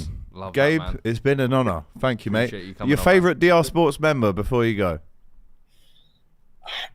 It's tough. I personally always keep an eye out for which one of you guys doesn't disrespect or minimize the lower clubs. So listen, given that, I'm all about the smaller clubs, even though we're all the same size. Given that, the only ones I've seen consistently who actually give praise to lower clubs are you two, and I've seen Abby actually give a good amount of praise to like Matisse. I like Matisse, but he's sometimes very It's backhanded though, isn't it, with Matisse? It's backhanded. Exactly. It'll be nice to your face about small clubs. For example, right? This is the perfect example. On the show yesterday, Robbie said, let's move the League Cup final abroad. And I said, what about the Bradfords, the Swanseas that get to the final? Do you think they want to be heading over, no offense, to the SoFi Stadium in America? It's just not going to happen. But Gabe, thanks for coming on, bro. Really appreciate it. Big up to you. Coming on, man. Appreciate it. Take care, man. Right, let's talk about Saudi, because, see the link there? It's quite good. Ivan Toney to Al Ali. I want your guys' opinions on this in the chat, please, because 6 months ago, if you cast your mind back when he was doing an interview on Stephen Bartlett's podcast, what was it, the Diary of a CEO podcast, he was chucking out names like Arsenal, Liverpool, all of the top clubs were supposedly working away behind closed doors to get this one over the line or persuade him to come. The transfer fee was cut. We started off around about 100 million. It's definitely decreased a lot since then. 40 million now. When you have, and listen, Arsenal allegedly met with Tony. They didn't like the attitude or whatever narrative you want to run with. Chelsea were in for him. I'm trying to understand, and maybe you can help me, from his mental point of view now. He's gone from obviously scoring 20 plus goals in the Premier League with Brentford, a mainstay in the team. Obviously got banned, did his time, came back. He bigged himself up. He was almost foreshadowing what he wanted to happen to get that big move to one of the big Premier League teams. But Fuad, how is he feeling now? Obviously the media and stuff that he's about to do with Al Ali, he's going to be smiling, he's going to be holding up the shirt, he's going to be bigging up the Saudi league. Right, it's going to be twofold. But tell me how he's feeling right now when you had all these things on the table. I think there's going to be a part of him that's going to look at his bank account and have the biggest smile he's probably never had in his life. But then there is going to be that voice when he goes to bed at night thinking, we should have been in the Premier League still. We should have been in the Champions League right now. We should have been That's the pillow competing talk, for that England spot. Yeah. And in all honesty, I don't think Ivan Toney has denied himself that move through anything he's done on the pitch. I think on the pitch, since he's come to the Premier League, he's almost been like, the exemplary modern day forward. Penalties, link up play, hold up play, kicks. finishing, free kicks, heading ability. Like he's got it all in terms of Arsenal on the pitch. And you just feel like it's off the pitch where he's constantly shot himself in the foot, whether it's videos on holiday talking about Brentford shit. This is the club that's actually birthed you into the Premier Stood League. by him as well Then- through the tough times. Then it's the ban comes after that. Then it's you're going on podcasts and talking about you want this and you want that and making it seem like, it's all self-induced rather than thinking about, I'm coming back from a ban. Let me just keep my head down. Let me work hard. Let my football do the talking. And instead, it was all too much of this. And I feel like that's what's kind of shot himself in the foot. It's never been anything on the pitch. And now you're looking at it and thinking, should a player of Ivan Toney's caliber be in Saudi Arabia at the prime of his career? Maybe not. It's definitely a good move for the Saudi league. This is what they want. Players in their prime rather than at the end of their career. But for me, I think Ivan Toney, look, Chelsea, they've been crying for a number 9. Arsenal, they've been crying for a number 9. Spurs were linked with him before we got the Solanke deal done. So there were moves there to be had. And I think every club has kind of just backed away a little bit, all because of the off-field antics. I totally agree. When you look at the names that were on the table, he spoke to Arsenal. I'm sure there was probably a message sent to Liverpool, the team he allegedly supports.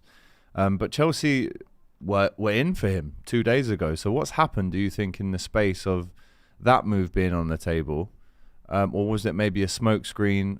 Or is he actually just going to take this move, get the P's, bank it up, and then he's still only 28. Don't forget, he could come back next year. He could he come back. wanted to. I mean, in my honest opinion, I don't know why he didn't try even a move away from the Premier League to another European side. Like, I would love to see more English players in other European top leagues. This kind of puts him a little bit out of sight, out of mind type of thing, because now there's going to be all the questions of, does he deserve an England call-up playing in Saudi Arabia? Is it of the standard? So he's put himself in this position now, and look, I'm sure financially he'll be, wiping his tears with pound notes, but at the end of the day, I think Toney would have wanted more for himself, especially considering how he saw himself maybe 6 months ago, a year ago.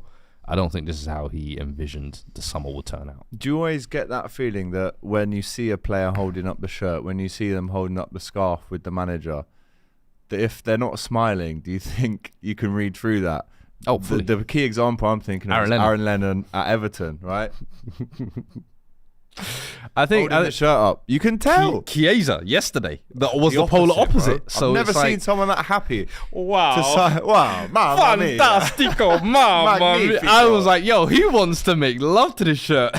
I'm sure when the cameras went on, he probably slept in it last night. Did you also see he was getting the car from, I think maybe Anfield down to the AXA? Yeah. And he told his wife to start playing. He said, connect your phone to the Bluetooth. Play You Never Walk Alone on now as I enter. I can't lie to you. I mean, we can move on to him if you want, but I think that is such a perfect signing in It's a terms bit of a like flex signing though as well, isn't it? We're I don't know. flexing our... I don't know about flexing. I would say it's a perfect sign in terms of a player who is passionate, a player who bleeds every minute he plays on that pitch, whether it's for Juve, whether it's for Italy. I think you're going to one of the most passionate clubs in England, in my opinion, or the most passionate. I think it's a perfect match. You lot have been looking for that kind of cover for Mo Salah, if you like. I think cover right wing, left wing, playing through the middle as he did last year at points as well. Perfect. And for the money as well, I was saying I was surprised more teams hadn't gone and bid for him. We're looking for wide options, and I know we had Odegaard on the weekend make a nice debut, but I wanted someone who's proven a little bit more. But I think the wages, obviously, and the injury record were probably the two stumbling blocks for us. But Barcelona were linked with him. You guys managed to come in last minute, and I think for, what is it, 12, 13 million? Well, it's 10.7 up front, and then potentially 2.5 added onto that if Bargain. Liverpool go and win the If Premier he League. can or stay Champions League. fit and injury-free, You're you looking at have a yeah. player. I'm telling you. Because go look at his goals collection and see, Varied. bro, no two goals are the same. That's it. And it's different types of strikes as well. And I'm like, bro, this guy is a shooter. So I love him, man. I've always liked Chiesa. You know, since we got Salah and he's been the main man, this 8-season wonder that we've got that was only supposed to be good for one season, we've never actually had, in my book anyway, someone that we have on the bench who is an out-and-out replacement for Salah. Mm-hmm. almost a protege in that position. We're never Ben gonna- Doka's has slipped in and out of it. Obviously, Harvey Yeah. Elliott started quite wide and has drifted more inside. But because he never misses games, because he's so fit, because he raises the standards every year, he almost actually, and we're just hearing now, right? Speaking of Ben Doak, he will now spend the 24-25 season on loan with Middlesbrough.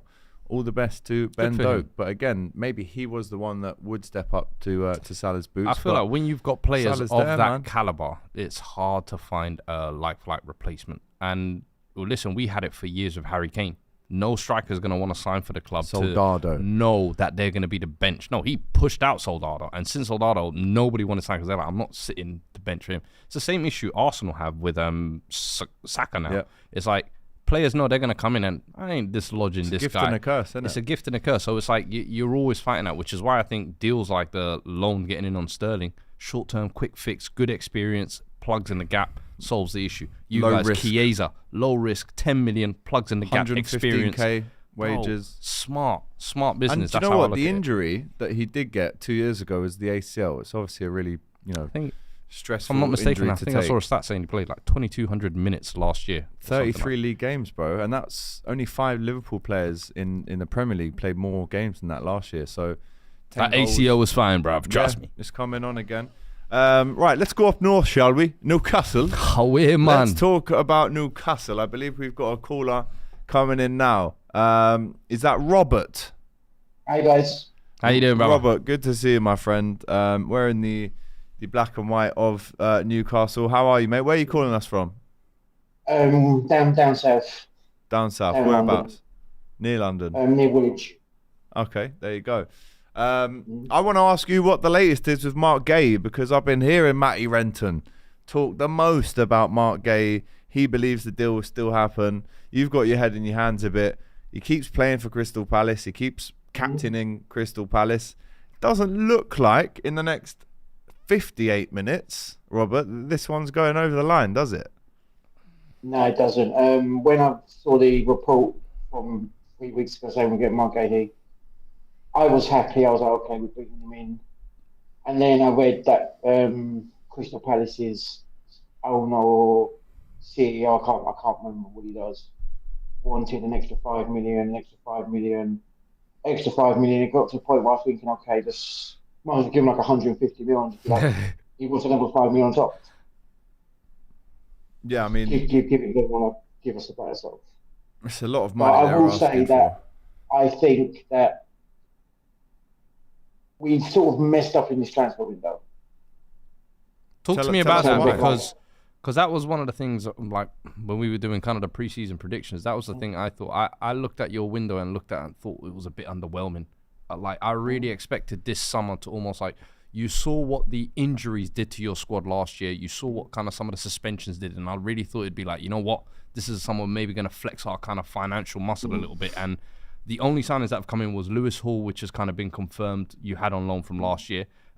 You signed Nottingham Forest's substitute goalkeeper for 24 million, which I thought was a bit odd.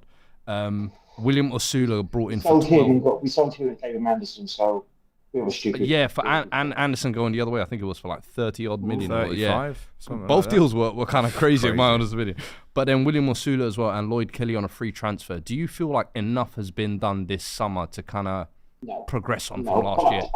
I've looked at it, and I've got Chelsea fans. I've got my best friend who's a Chelsea fan. I've got Arsenal, Tottenham. My missus is a United fan, and I've got all them Sorry saying to like, hear. "Rob, you've had a poor summer." And I thought to myself, okay, yes, we've had a poor summer, but we've kept our key players. We've kept Bruno, Isaac, Gordon, Joe Linton, and we've got Tonali back.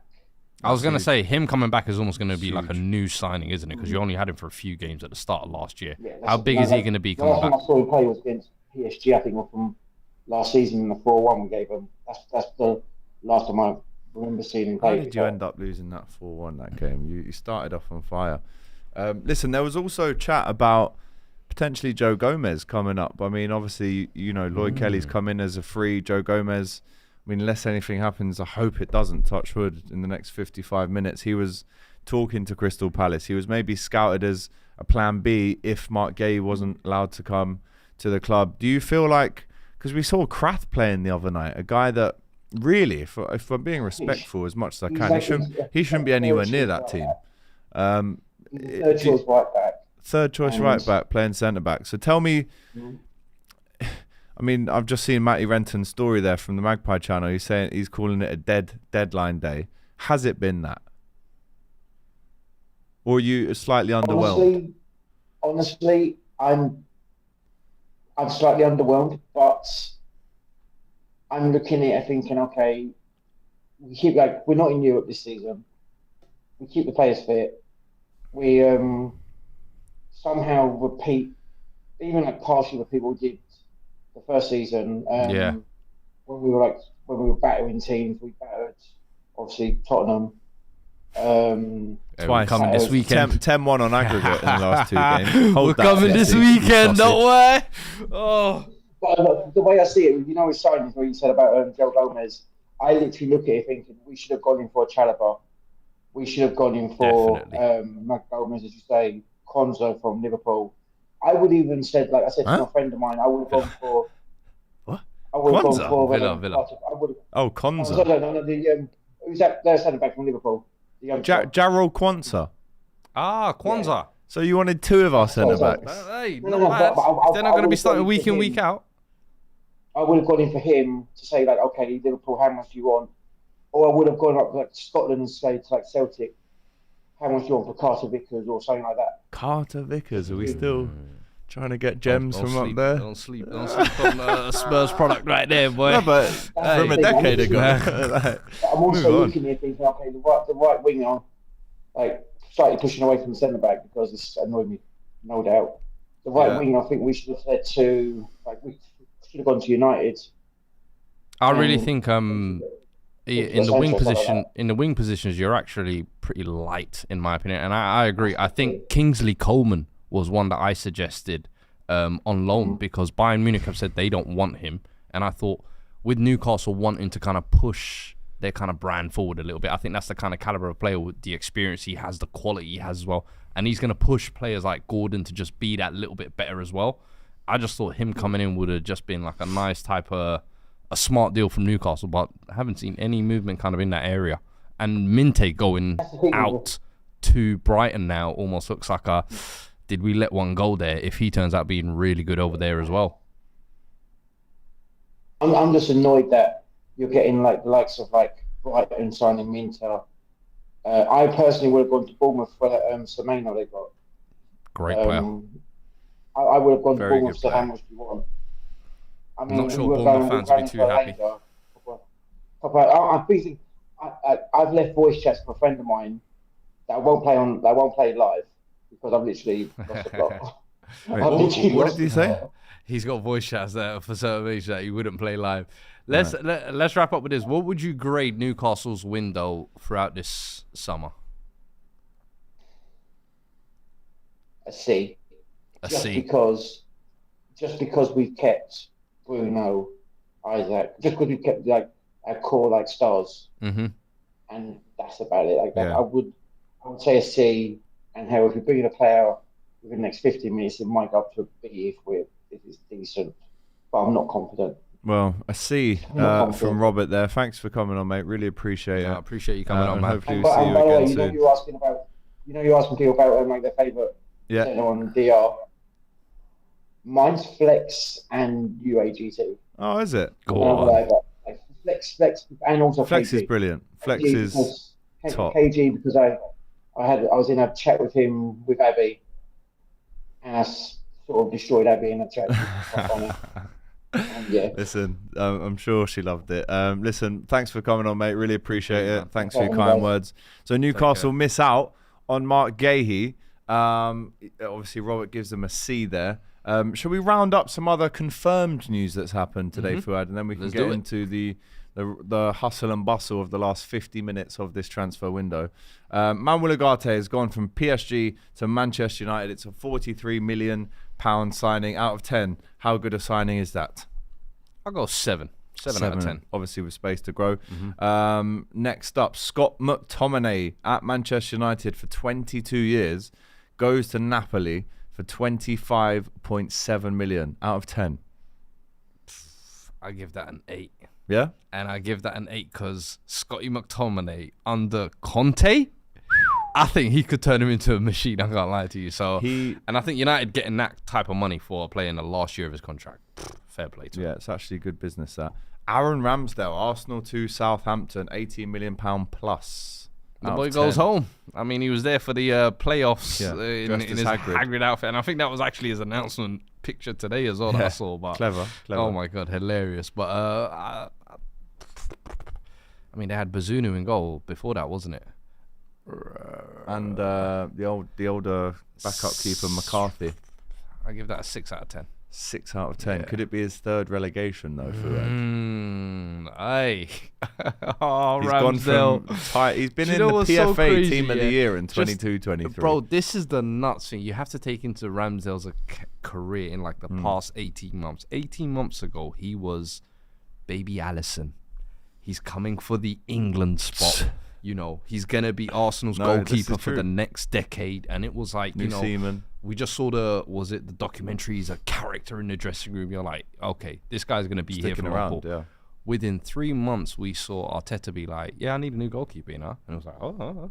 Brings Raya in on loan, dashes him out within 6 weeks or so, never to be heard of again. And then they're giving him, when he played that cup game, do you remember he had that fuck up right before the half, was it? Yeah. And then they were like, Brentford, oh my God. I think it was. They were like, oh my God, I hope he just makes it through because Arteta, he's never going to play him again. And I was like... And he didn't.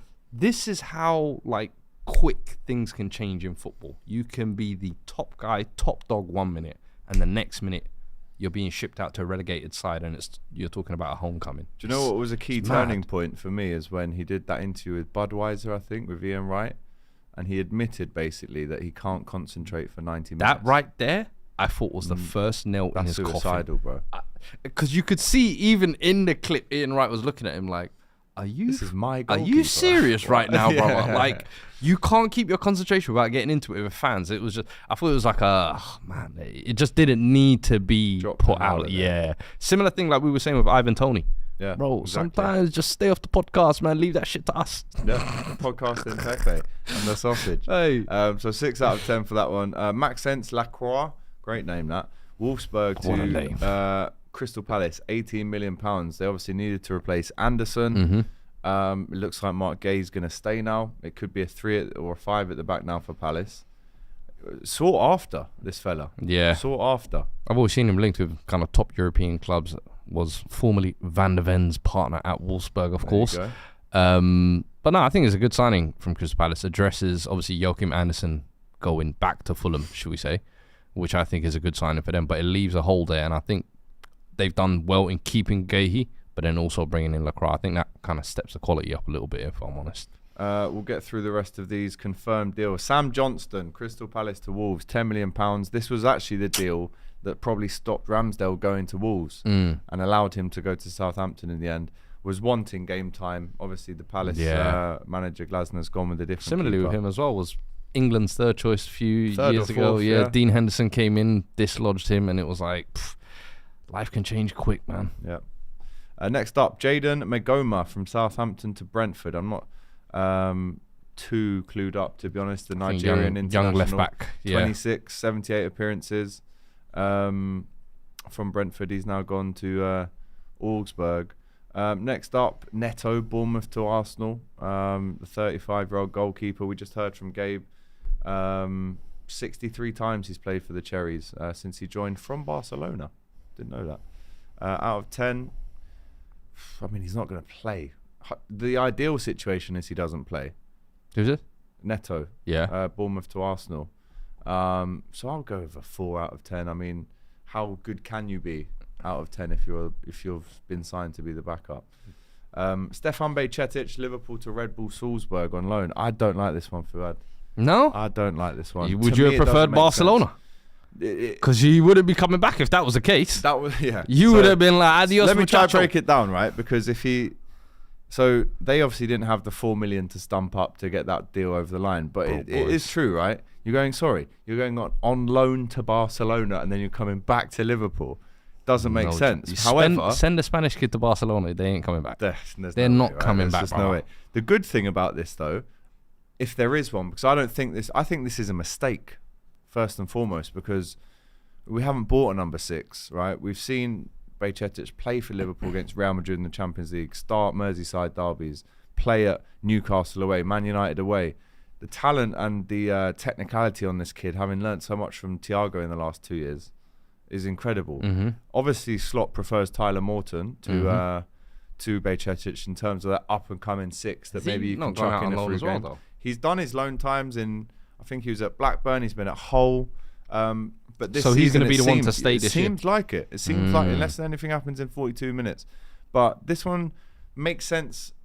It doesn't make sense because I personally would have kept him, but it does make sense because the manager that he's going to in RB Salzburg has just coached him I was going to say, in the last 3 years. And he's got his mate Bobby Clark there, and they're in the Champions League. What experience. He's got the number 8 shirt competing for the Austrian title as well. And he's playing Champions League with Pep Linders. I actually think it's a great move. It's the best club that he could have gone to from a Liverpool's perspective. Where do we want him to go? But even so, at Liverpool, you've got Morton, you've got Endo, who you signed last year, and I'm sorry, Gravenberch has been pretty much converted into a 6 under Slot, and so far, I'm not gonna lie to you, it's looking good, bruv. So very good. You've got 3 options there, and I feel like Bajcetic, he's had the injuries, he's kind of shown the spurts, as you say, where he's got the ability to play in this team, but unfortunately, the pathway just isn't there. Yeah, go to a team. Go and get your minutes up. Go and win a title in Austria. Go and get your Champions League minutes and come back fully confident, fully, a full year of football under your belt. And next year, who knows? Maybe Morton, you realise he's maybe not cut for the, first team football. Maybe you realise Endo, you know what? He's 31, 32 now. Let's let him go. Now it's like, okay, you and Gravenberch, it's time to compete. So I actually think it's a win-win for both sides. I think him staying, in actual fact, would have stunted his growth and would have been one of those, like, Fabio Carvalho a few years ago when he was just rotting on bench. It's like, no, let him go. Let him flourish. This is a funny one. Fabio Silva goes from Wolves to Las Palmas. Who? Fabio Silva? Are we still doing this? We're still doing this. Bro, He's still come on, man. And that you know what? Yeah, I'll say, well, I'm sure there's a lot of people watching this who play Football Manager. We all do. He is one of the few FM Wonder kids that has let the product down. Yeah. FM rarely get it wrong. He's one of the few that they've got wrong. Las Palmas, I tell you what, right? Damn. They got a I've draw seen him go against on Real loan Madrid. to Anderlecht. I've seen him go on loan to Sevilla. So many clubs. Benfica, somewhat. It's never gone well. It hasn't ever gone well. But Las Palmas have Ollie McBurney up front for them at the minute. I right? saw that. They were playing Madrid last night. Scott McKenna, centre back, 2 Scottish players that were at the Euros. You know what the funny thing was? I saw Scott McKenna and Mbappe on a loose ball. Guess who won the race? McKenna. Bomb. And guess who had a better player rating than Vinicius? I couldn't believe my eyes. Ollie McBurney, mate. He's one of the most duels in La Liga right now. Imagine this, right? You're at Sheffield United, right? You're going down. It's horrible. Championship, getting back up. You're getting booed every week. You're probably getting abuse. And then you say to your missus, I've just got a call there. Yeah. Right? Do you fancy moving to the Canary Islands? Las Palmas. We got Tenerife away in the cup. That's quality. We got Madrid at home. We got Valencia in the. Come on. Let's catch a tan during the day. And he's getting paid for it as well. One of the fans in his first game held up a sign saying, if you give us your shirt, we'll give you Factor 50 sun cream. Bomba. Pale boys, man. You can relate. I can relate, bro. And trust me, I know about the Canarian sun. It's dangerous. SPF is your friend, my boy. Right, let's move on. I think we have an Arsenal fan waiting in the wings. Am I right? Yes. Here we are. What's your name? Where are you calling from, my friend? My name is Rich. I'm calling from Ohio in the U.S. Hey, Ohio. Cleveland. Good call. Good shout. Cool. Listen, Rich, talk to me. Arsenal look to have secured the signature of Raheem Sterling for at least a year. Obligation to buy at the end of it. Calafiori through the door. Neto through the door today.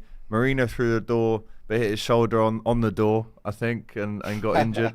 Are you happy overall with the ins and outs at Arsenal? Well, let's start with the outs. I think, aside from waiting later in the window to get a lot of the bench and really not wanted players out, I think we got good money for the guys that we got off the bench. I mean, none of the guys were trusted. So we either held on to them for nostalgia's sake or got rid of them. So, getting Reece out at the last minute was good for Reece. Not necessarily happy with Sterling coming in, but with losing Reece, we got to get another option. Rich, sorry to butt you in. First of all, I made a mistake. There's no obligation to buy, so it's a quick fix. Yeah. Let's see how we get on. Why are you not happy that Sterling's coming in?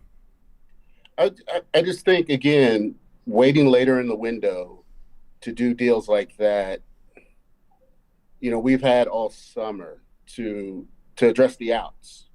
Even with the European and Copa America competitions, the outs could have went out at any point. So, maybe it was the club just holding up to make sure they got the money they wanted, which I get. We've been horrible at selling. So it was good that we've got some of the money that we've been expecting the club to get from players. But it's also good that we've gotten, players that Mikel really didn't trust out. Vieira going back to Porto. And then, the other 4 English guys now going out to, competitive clubs. But in terms of Sterling coming in, I feel like he kind of plugs that gap where Nelson's going out, and I feel like he brings experience, he brings goals. He's a guy who's won multiple Premier League titles. He's a guy who's worked with Arteta and had his highest goal scoring year there.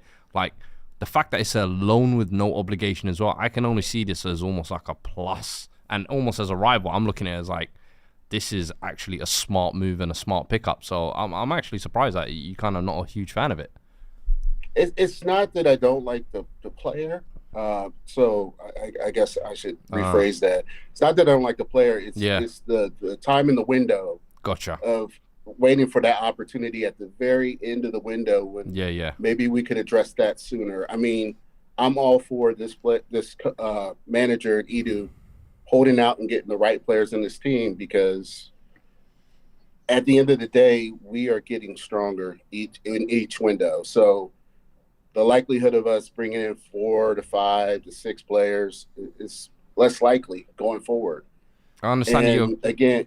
So your frustration is kind of more with the timing. You wish some of these attackers were kind of signed earlier in the window, and maybe some of these outgoings had kind of been sold rather than haggling for those maybe few extra millions. Do you feel like the business that has been done now, and obviously now we're kind of approaching the last few minutes, do you feel like it's enough to put you over that hurdle versus Man City now? Because every year we've seen you get a little bit closer and a little bit closer. Yeah. The business you've done this summer, Timber coming back is almost like a new signing. Calafiori coming in, addressed the backup. Marino's come into midfield. Raheem Sterling's brought that experience in the attack. You've almost addressed all kind of areas throughout the squad. Do you feel like now there's nothing to stop you from taking that from City? I mean, I know you guys do the say with the chess stuff, the City stuff, but I'm not there yet. I think you're right. We addressed key areas. The left side was really a key area going into the year. So Calafiori, anybody who watched him at Bologna would say an absolute steal for us. An absolute steal. Moreno, I've watched him at Sociedad since Odegaard was there.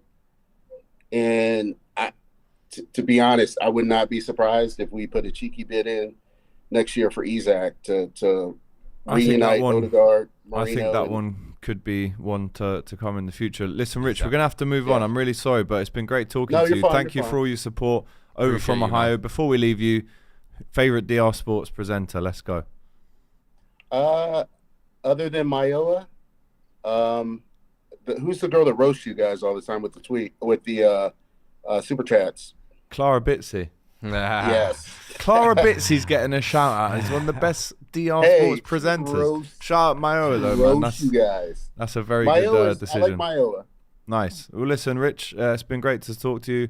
All the way from Ohio, this fella. Right? Big him up, and we'll speak to you soon. We have got another Arsenal fan waiting on the line, but Fuad, I want you to react to this. The obligation to buy clause for Jadon Sancho to Chelsea from Manchester United is around 25 million. That's it. And if the obligation, the question I have from this, if the obligation to buy clause is that low, Borussia Dortmund should have bought him, no?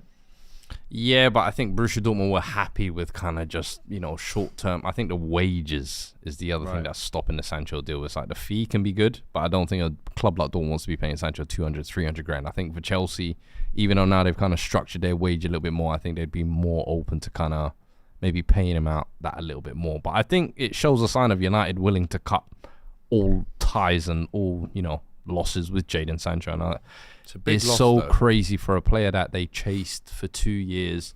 We saw Fabrizio Romano pretty much every single day for the best part of 2 years, keeping us updated every single step of the way. And when he came, you thought, he doesn't want to take the number 7 yet. He'll take the 25, 2 + 5 = 7. Well, He'll build towards into into kind of being 7, this. then Ronaldo came back. Yes, actually, you are correct. And then he went to 25. But even so, I just thought, it was going to be maybe that warm-up year. Yeah, I we'll get you. see kind of at him grow into that kind of United stature of player. And, bro, you've got to remember the caliber of player Jadon Sancho was before he moved there. He was being held in the same conversations as, like, Mbappe and Haaland as one of the leaders of the next generation. And now we're talking about, loan for obligation, cut prices to Chelsea.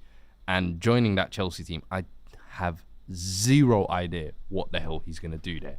Because you've got Pedro Neto who's just come in. You've got João Felix who's come in. Mudryk who's still running around with a shaved head. You've got Nico Jackson there. Bro, there's so many options. Noni is in a form of his life at the moment. So I don't know where he's going to come in and actually get a chance to cement his side. Listen, maybe he's just a, South London boy, just wants to be back in London, and he just thought, hey, why not take the kind of easy way out? But I think I would have loved to have seen him maybe take the Juventus, maybe go to PSG, go outside of England. As I said, I want to see more English players playing in Europe and kind of proving themselves elsewhere. And I think this would have been a perfect opportunity for him. He's someone who's done it before as well and almost set the trend when he went to Dortmund. Go do it again at Juve, and especially with the project that Motta's building over there as well. Keenan Yildiz, a couple of youngsters coming through. He could have been there and kind of been a perfect rejuvenation period. Now I feel like he's just going to go and get lost in this Chelsea sauce. Yeah, I agree. The closer that this Sterling move gets, the more excited Arsenal fans are. We have got another caller waiting. Just before that, Billy Gilmore, Brighton to Napoli for 12 million. That one. He's going to be playing next to his mate Scott McTominay there now at Napoli. What are they going to create this season? Conte loves the Premier League, innit? I remember last time he went right back to wing back. Inter Milan. He took Ashley Young, he took Lukaku, he took Victor Moses. He's like, It yo, worked. these Premier League guys, they know how to run. Tried and if you and look at tested. it, Gilmore, Scotty McTominay, they are dogs. So I think he's trying to cook up something over there. You know how his system goes as well. Yeah, he needs specific literally. players, specific profiles. So right, I believe we've got another Arsenal fan, Ronnie, on the phone. Are you excited? There he is. Ronnie, if you can just center yourself so we get you in the middle of the screen so we can see. Yeah. Is that better? Yeah. If you just keep the camera still and move more central, that'll be great. Yeah, there we better, go. Yeah. Amazing. Where you Evening, calling lads. from? Evening, Fuad. How are you, AGT. man? How's it going? Good, my friend. Very good, well, good. man. Where are you calling us from? Palmer's Green. Not far. Palmer's Green. Not far. Only down the road. love it. Down the road, down the mate. road, down the road. Big Arsenal fan. Yeah, Good not- to have you on. Yeah, not really happy though. Not gonna lie. 1 minute, let me move this. Yeah, not really happy. Transfer window, definitely not happy with. Talk to us. I just believe we could have done a lot. Sorry, I'm really sorry to interrupt, right, Ronnie?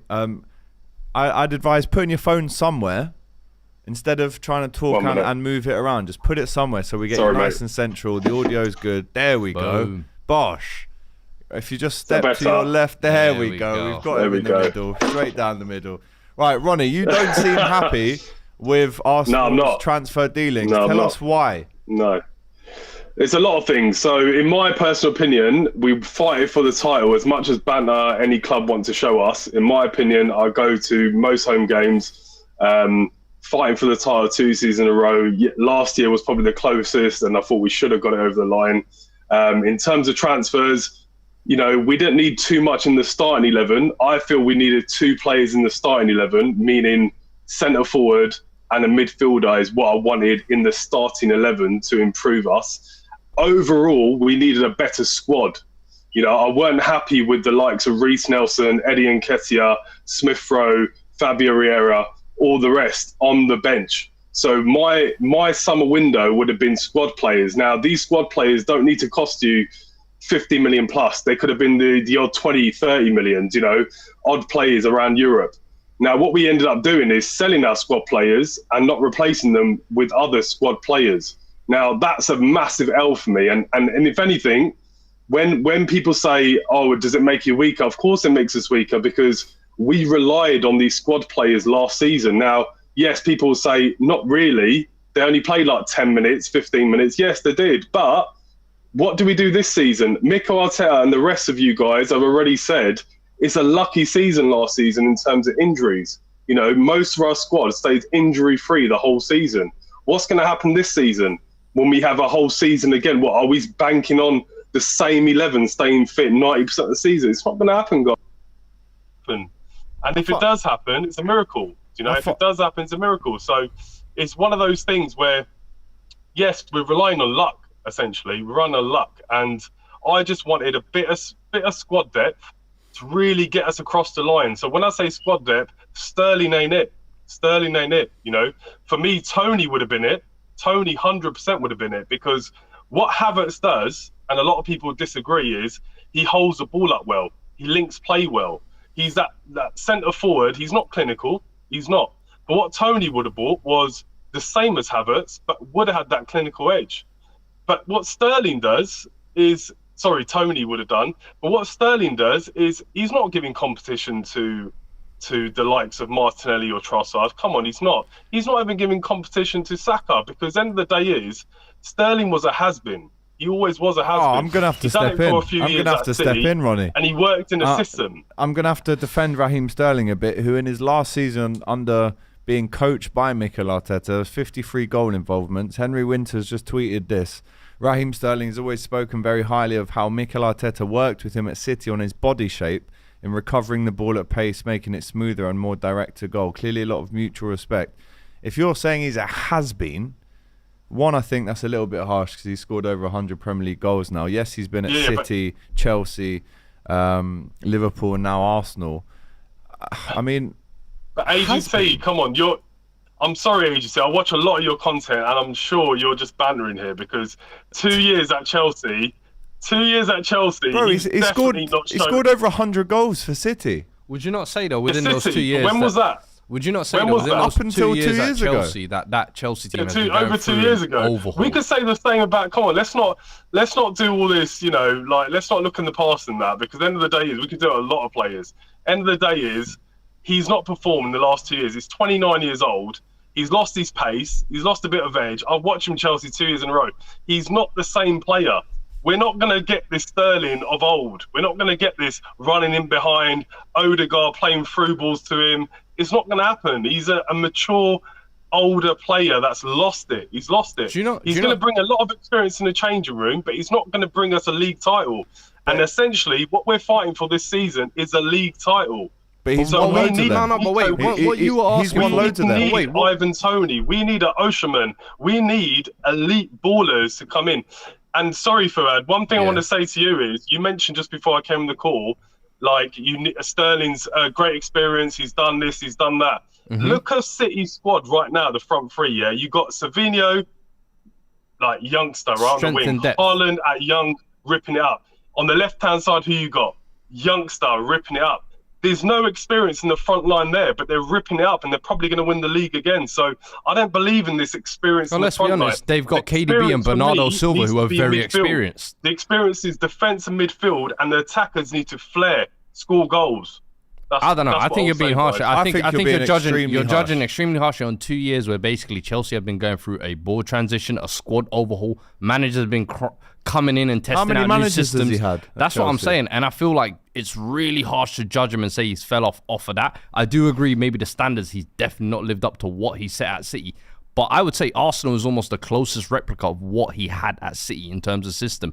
If I would say Arteta is the student of Pep, if you like, or whatever. And I feel like it coming into this team now, having worked with him as well, I feel like that it's a win-win situation. And especially when it's a loan move, where what you said as well is you said you wanted depth. And I feel like with Nelson and with Nketiah having gone out, he's actually the perfect depth to come in. He's someone who gives you experience. Okay, as you said, he might not be pushing Saka out of the side. He knows right now his stocks are low. So he's happy to ride the bench for the first couple of weeks. When I get that Champions League game, but I got to step up. That's the thing. And as you said, this season, Martinelli, I don't think he's been himself for maybe the past year or so. Trossard has had to come in and paper over those cracks. I feel like bringing more experienced competition like this lights the fire under those types of players and raises the level. And for me, it brings in quality depth, which is what you were asking for. So I think you're being too harsh there. One thing I'll say, so I agree to disagree. Basically, there's a couple of things I agree on, though, because, yes, he brings in the squad depth in terms of, like, Nelson and etc. in terms of width. But I'm talking, again, guys, we're talking about a league title. He's not winning us a league title. Like, the squad depth in Sterling is not winning us a league title. And again, he's not covering the centre-forward area. He can do. Jesus right now is injured, right? Let's just say Havertz against Brighton tomorrow gets injured. Who is coming on for the centre-forward position? There's no Eddie. So who's coming on? Trossard. This is my point. We needed a centre-forward. Yeah. No, listen, I think Arsenal fans have said from the outset that centre-forward, in the same vein of an Osimhen, of Guy Carez, of a Ivan Toney, was needed. Anyone. It hasn't come in, but I still think you have to be fairly content, man. If we're grading this window from Arsenal, I think earlier you said also, B+, I said but then I also think you have to take into, like, Arsenal fans, it's been 2 seasons of where they've almost been there. So I kind of get the frustrations. They probably thought this window was going to be one of, we're going to get things done early, we're going to get things done efficiently, and maybe at the end of the window, we'll sprinkle in the types of Sterlings and those types of experience signings that we need. And I think it's not the main course. I do kind of get where a lot of your frustration does come from. I think last thing I'll say, Marino, I know I'm sounding really down on this Friday night. I'm trying not to be. Nah, listen, we want different opinions, man. We don't all want. All I'm going to say is, don't get it twisted. I'm still, like, so confident we can win this league title this season. All I'm saying is, it's a very far stretch to have the same 11 as fit as they were last season. If they can be fit as last season, I think we can still win this league, because our starting 11 is as good as, if not better than, City's in terms of performance, right, across last season. But my struggle is the squad depth, and we weakened it this season. So any little harsh injuries to the Saliba, a little Saka, a little Havertz, a little Odegaard, we're finished. So that's the problem. I didn't want to be here. I thought we were strengthened that area. That's my issue. Okay, listen, we're going to move on. Thanks for coming on there, Ronnie. Appreciate you, man. Really appreciate you didn't ask me the question, AGT. I'm about to. If you let me finish, I'm about to get there, brother. First of all, let's get as Fuad has been asking so well, let's get a grade for this Arsenal transfer window from you. Oh, mate, I'm not going to lie. Don't be surprised when I say this. It's definitely a 2 or 3 out of 10. And like I said, because I wanted squad depth, right? I wanted squad depth, and squad depth for me meant 4 players, right? So we got rid of 4. You've got 4. No, we got rid of 4. We didn't get 4. In. Neto, Calafiori, Marino, Sterling. Is that not 4? Mm-hmm. No, Sterling's not done yet, but permanent. yeah. So He's permanent. This guy. But what I'm saying is, even if Sterling gets done, it's 3, right? I wanted 4, and like I said to you at the start of the call, I wanted 2 starters. I ain't got a single starter there. All right. So I wanted 2 starters. So anyway, it's a 2 or 3 out of window. But like I said, I'm still positive. And in terms of my favourite presenter, I'm sorry, Fuad. Obviously, for obvious reasons, I can't pick you. But I get it. I've got to say. No, I love you though. You're actually one of the Spurs fans, quite balanced. Yeah, very good one. But you know, AGC, like few of my best friends. I've got 2 best friends that are Liverpool. I've grown up with them from a young age. I always say all Liverpool fans literally sound the same, but you're the first guy I've seen online that's really balanced. So you're my favourite. You're the most balanced Liverpool fan. Said no one ever. Big up to a man like Ronnie. You can definitely come on again. And if you're in Palmer's Green, I'll probably bump into you soon as well. Yeah, big up to Ronnie. Take care, man. For coming on, brother. Really appreciate it. Take care. See you later. Guys, 21 minutes to go until the transfer window closes. Couple of super chats.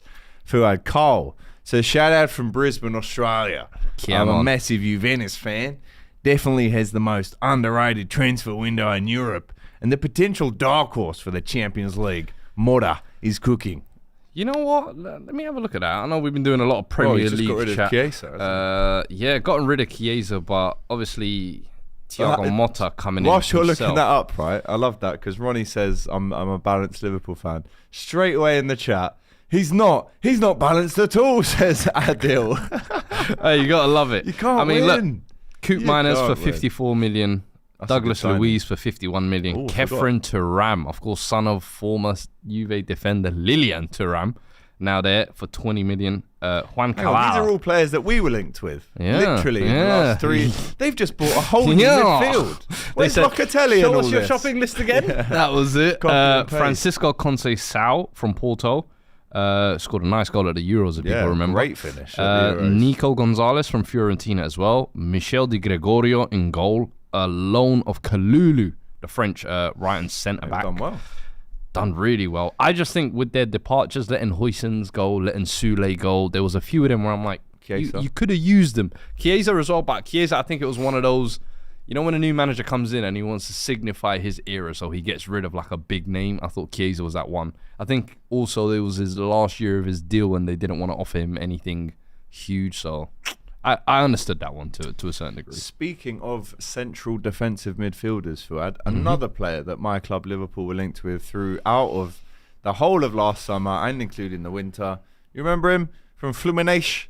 Andre Trindade, right? 23-year-old leaves Fluminense after 197 appearances at the club. He has gone to Wolverhampton Wanderers, and that leaves me thinking, for 21 million, could we not have just chucked in a little 22 million pound bid? You could have. Could have. We were flirting with this guy and his agent for months. Yo, Wolves' midfield is kind of interesting. They wanted 60 mil a few months back. So they got Andre, they got João Gomez, and Tommy Doyle. Tommy Doyle, you know. I can't lie, that's a nice midfield, you know. That is a very, very nice midfield. It's untested. We'll have to see how it happens. But yeah, Andre Trindade at Wolves. Wolves fans, if you are watching, let us know how you feel in the chat. Connor Buddington says, AGT, I just remember you pouring pints at Underhill during the Salsa nights. You're not too bad for a Liverpool fan. You what? I did used to pour pints. Underhill was Barnett's old stadium. Oh. It's now called the Hive, and it's in Edgware. But I'm from Barnet, so I did used to work there in the away end. The Salsa nights is wild, though. Where's that come from? I was there, Swindon, feeding Swindon fans and Accrington Stanley. I don't remember no Salsa nights. Who were they? Exactly. You know what I mean? It looks like Osimhen is staying at Napoli. All of a sudden, it looks like this deal may not happen on the Napoli side, on the Saudi side, on the Chelsea side. It looks to have been a bit of a stalemate there. So we'll get more on that as we get it. But Sancho is very close. This deal is very close. Also, the Raheem Sterling deal is also very close as well. It's a bit of a race against time now, Fuad. What can be... I mean, all the contact for any deals that are going to come in the next 17 minutes must have been made already. There's no way a deal starts and finishes in 17 minutes. This is always like the interesting time. I wonder what happens in the window. You know, like you got players waiting in car parks, potentially waiting. Is the move off? Drive-throughs, fax machines getting pummeled and punched, and like this is probably the, if you're like a admin at a club, this is probably the most exciting time of the year. You're right, man. There's remember the Odemwingie one? Oh, he's waiting in the car park. Timeless. There's been so many stories of this day, and it's... Didn't we have one like that recently? I feel like last season or the year before, something like that happened where someone rocked up at a training ground. It didn't happen. Let us know if you remember that one. I want to say it was for Barcelona. Was it the agent of someone? Yeah. It wasn't even that long ago. It was. I think it. Philogene. Yes. Jadon Philogene. His agent just rocked up at Barca. And then a couple of days later, the Villa move got announced, and it was like, what were you doing at Barca? And it seemed was like legit though. He was trying to do. Oh no, PR for his client. Hey, Barca want him as well. You know, up the bread. Listen, I hear it. It's good agent play, right? I hear it. Add another zero onto that. I've just let Barca on the Barca phone. said, "Yo, we had no meetings with my man. We don't know who Took he a is." Picture in the car park, right? He's got a that is bag. That is agency 101. This is what you're getting in 2024, man. That's why you're getting your 20%. Another done deal Lyon have signed Wilfried Zaha on a season-long loan deal from Galatasaray for a fee of €3 million. The former Manchester United and Crystal Palace winger, 31, signed to Galatasaray only last year. Crystal Palace hasn't really worked out as it should have there. He should have come back to Palace, man. I heard the links was it last week or the week before, I think it was, and I wish he just came back to Palace, man. Look, you tried a European adventure, you got your little Champions League football for a season. It was like the United move. You sort of think the grass ain't always greener on the other side. Come home, brother. Come home. Yeah. Right, you know, it makes sense. Listen, Selhurst Park, that's your stadium. You can have the statue outside it. You're their greatest ever player. Just come and own it. It's like he wants to, you know, show that he's bigger than that. Nah, bro, you are Palace. Embrace it. Elise's just gone. What a comeback that would have been. You know, Eze, we see the ISO ball you're trying to do these days. Calm down. Big dog is back. That's what it should have been. Instead, he's going to Lyon now to go finish 6th. Cool, man. Enjoy. To him. Just before we get into our next caller, Ilias, I wanted to ask you this, Fuad. And there was an article that came out where they've interviewed Cesc Fabregas, the Como manager, on his thoughts on the transfer window. He's come out and said that the window should shut before the season starts. Nah. I agree with him. Nah. I agree with him. Nah. I completely disagree. Let me give you an example, right? Go on. Someone like Neto tonight, right, going to Arsenal. He captained Bournemouth. Wonderful. 2 nights ago in the Carabao Cup, right? Fantastic. Now meaning he's cup tied for Arsenal in that competition. They've bought him as a backup keeper, a keeper that probably will play in cups, but he can't play in cups. Whereas if the transfer window shut on August the 19th or whatever it was, we'd all know where we stand. That's it. Because if you're going to do that, I feel like you have to push the season back. You can't start the season before the window's closed. Am I wrong? You either have to let the window finish and then the season starts after tomorrow or whatever, and then no cup ties, none of this stuff happens. But the season's delayed. In my eyes, I don't think so. I love the fact that you get those first 2-3 games, because guess what? It shows you what you really need. Because sometimes you go into oh shit. No, because that's what you lot did. You lot made no signings, started the season. Hey, we might be able to do it. All right, you know, grabbing Birch in the 6. Yeah, you know, we don't need a 6. But then sometimes you think you're okay going into it. First game comes and you're getting pummeled and you're like, hey, you know what? We need a new centre back. We need a new forward. So I almost like that. I feel like it's a trial and error period. You get 3 games, included a cup round if you like as well, if you're in one of those early cups. But that's the time to kind of see if what you've done in the window is enough. If not, you have like 2 emergency weeks to go and get what you can. So for me, it's either delay the season or let it be what it's been, man. For me, I'm happy with the way it is. No, I don't like it. You lot can't give me a valid reason. I want to know give me a valid reason. I don't like the fact that you can chop and change weeks into a season. Someone can play for this team and then 2 weeks later. And it also gives the clubs a bigger incentive. Go and get your deals done early, right? Give them a nice pre-season. No one's going to do that. This is on you now. No one's going to do that as well. Make sure if you want to go and buy Messi, do it in the first week and then you get his full pre-season. I don't know. We're asking you in the chat now, before this window does actually close, when should the transfer window close? I tell you when it shouldn't close. 11 o'clock on a Friday night when we've got plans. Right? And we're sitting here on our Friday nights talking about transfers, which we love, by the way. And we dreamed of doing this when we were kids. But what I'm saying is, Friday night, 11 o'clock. What kind of rubbish is that? Yeah, I can't lie to you. In charge of that, sorted. Wait, there's the 31st tomorrow as well, isn't it? Yeah. Yeah, I thought it should have been tomorrow still. I can't lie. Yeah. I always feel like it should be end of the month, last minute, boff. Yeah. Like, I remember there was times when they used to chop it off at the 2nd or the 3rd. I'm like, no, just get it done. 11 o'clock on a Friday. But I think the window and the season starting, for me, I have no problem with it, honestly. I do get where you're coming from. You know, it's kind of more of a clean start. You know, everybody knows what they're going into for the rest of the season. What would you say if I said the transfer window never closes? No. What about that concept? No. This is a Fuad, let's go concept. crazy. No. Now, but that's horrible. You're always on edge. Yes. You're paranoid for yes. not even 9 Let your winger hit a purple patch now. we're coming. Nah, that's horrible. Oh, that's nasty. How many type of imagine the transfer window is open 24/7. The amount of 7-Eleven. the amount of signings that get done on like, just on a whim. Just on a whim, like, oh, he's on a purple patch. Let's bring him in. Nah, that would be too American for me, bro. Oh, I like my windows. I like to know where I stand. Do you know what isn't a thing anymore? Do you remember this? Emergency loans. Ooh, do you remember them? Yeah. I'll give you an example. I still agree. I do think outside of the window, you should be allowed one emergency transfer. If you have like a player who goes down for 11 months, 7-month injury, you get one emergency replacement. See, I like that. I'm with you on that, Yeah. because back in 2002, Jersey Dudek was injured. I think Chris Kirkland got injured, and Liverpool went, we're going to have to call the Premier League and say, look, no one can play in goal on Saturday. We managed to get the gloves. Well, it was almost that. We managed to get, I don't know if you remember him, a goalkeeper from Southampton called Paul Jones.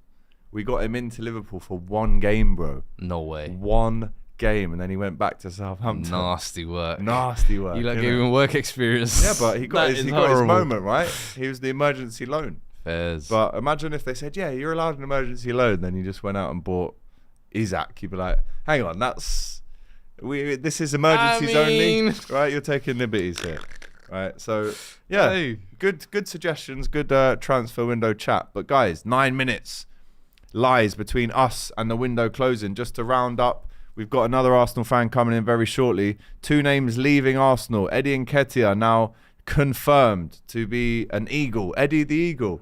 He is now a Crystal Palace player. £30 million deal, Fuad. Just before we move on, what are your thoughts on that, considering, you know, I don't think he's ever scored more than 5 Premier League goals in a season. Yeah. Arsenal have sold very well there. Yeah, I mean, the goals I wouldn't look too much into, because obviously he's never really had a season where he's been the out-and-out centre forward. I think in patches, he's shown what he can be, and I think he's a player who's got an elite mindset.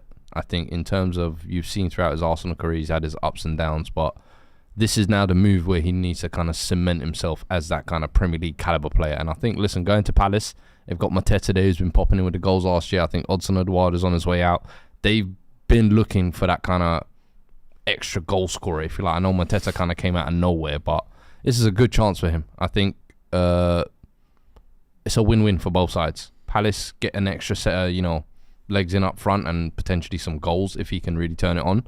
But then for him as well, it's kind of like a start your career now. Do you know what I mean? You've had your Arsenal spell. You've got the big contract. You've got the number 14. You scored a couple goals. You lived your dream, kid. Got a hat trick. Close that chapter. Yeah. You've done everything as an Arsenal fan you could have possibly done playing for the club. Squeeze the max out of it. Yeah. You got to Champions League and everything. Cool. Close that chapter now and become a gun, man. That's what I would set him the target of almost like get 12 to 15 Premier League goals this season. If you can get that, putting yourself on the map, man. Also, another exit via Arsenal. Ipswich Town in advanced talks to sign Reece Nelson on loan from Arsenal, and then that obviously allows the doors to open up for Sterling to Chelsea. And the latest on that, 3 minutes ago from David Ornstein, is this: Raheem Sterling arrives at London Colney training ground to undergo medical ahead of proposed transfer from Chelsea to Arsenal. AFC, CFC and the players' representatives working to finalise season-long loan for the 29-year-old England international winger. That tweet comes through at 10:50. If he's arriving at the training ground at 10:50, is this one going to get over the line in time? You know how to do Sterling's medical. Sonic the Hedgehog. Yeah, the Velma. Quick time on the treadmill. The Velma run. Yeah, bruv. But the medical test is ongoing. I mean, 6 minutes. Let's get an Arsenal fan's reaction to that. We've got Elias, I believe, ready to talk to us. Can you hear me? Are Yes, you sir. with us? Here he is. How are you, my Yeah. friend? Are you well? I'm good. I'm a little bit tired, but Us that's too. Yeah. Us too, my friend. Listen, you're an Arsenal fan. Eddie Nketiah leaves. Reece Nelson leaves. Raheem Sterling joins. Neto joins. It's been a busy day for the Gunners. Yeah, it's been a real busy day. My English is not that good, so It's if better than my mine. football terms- It's better than yeah, mine. if my football terms are bad, just correct me. But yeah, it's a lot. It's been a weird market. I feel like this transfer market is been hard. It's not that many option players that are available. So like, yeah, it's been hard. So it's kind of weird. So I'm assessing it kind of differently this time and the other years before. And I feel like after FFP and all the I don't know. I feel like people are very scared to use a lot of money now than before. So like, yeah. Do you feel like Arsenal have done enough in this window to push their title hopes closer? Because it seems like they've addressed a lot of positions in Calafiori, midfield in Marino, Raheem Sterling, depth in attack, and then Timber coming back as like a new signing as well. So do you think you've done enough this season to push yourself closer to that title? Yes and no. I feel like he's focused on the defense quite a while, and I get that. We had like Mustafi and all those guys, but like, yeah, it's traumatized. But it's been too much on the defense. It's like, yeah, it's been too much relying on. Yeah, we have Saka, we have Martinelli, but like we need someone like at the top that's firing, and we haven't. We had spoken about we need a striker for 3 years. And still no striker. So yeah, we had Jesus, but like he isn't like a prolific. Do you not feel? Yeah. Do you not feel Havertz this year has plugged the gap with the goals in the second half of the season? The Euros he was scoring. This season he started scoring. So I mean, you're looking for a number 9, but he's come out and made the position his own. Because remember, start of the last season he was playing in midfield. Played at left back at one point for Germany.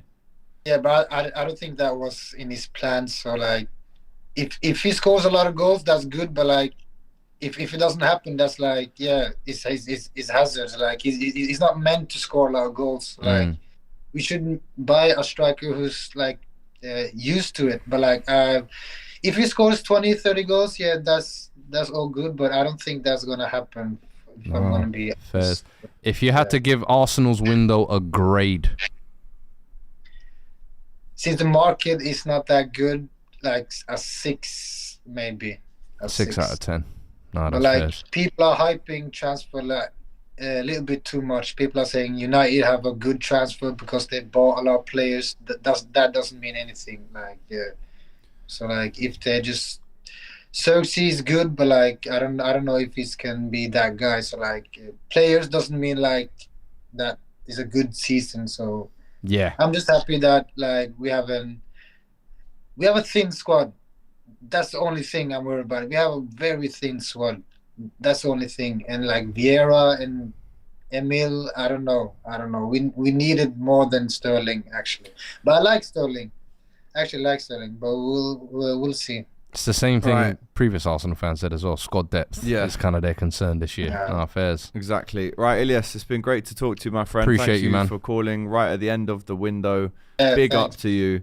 And we'll see you soon, I'm sure. Take care. All the best, man.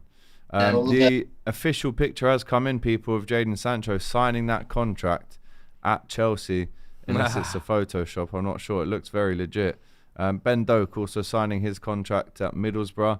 If I go onto my laptop, Nottingham Forest have signed Morato from Benfica, the Brazilian defender, the 23-year-old centre-back, 5-year contract at Nottingham Forest. They are spending money. Also, last-minute deal. Morato and Murillo.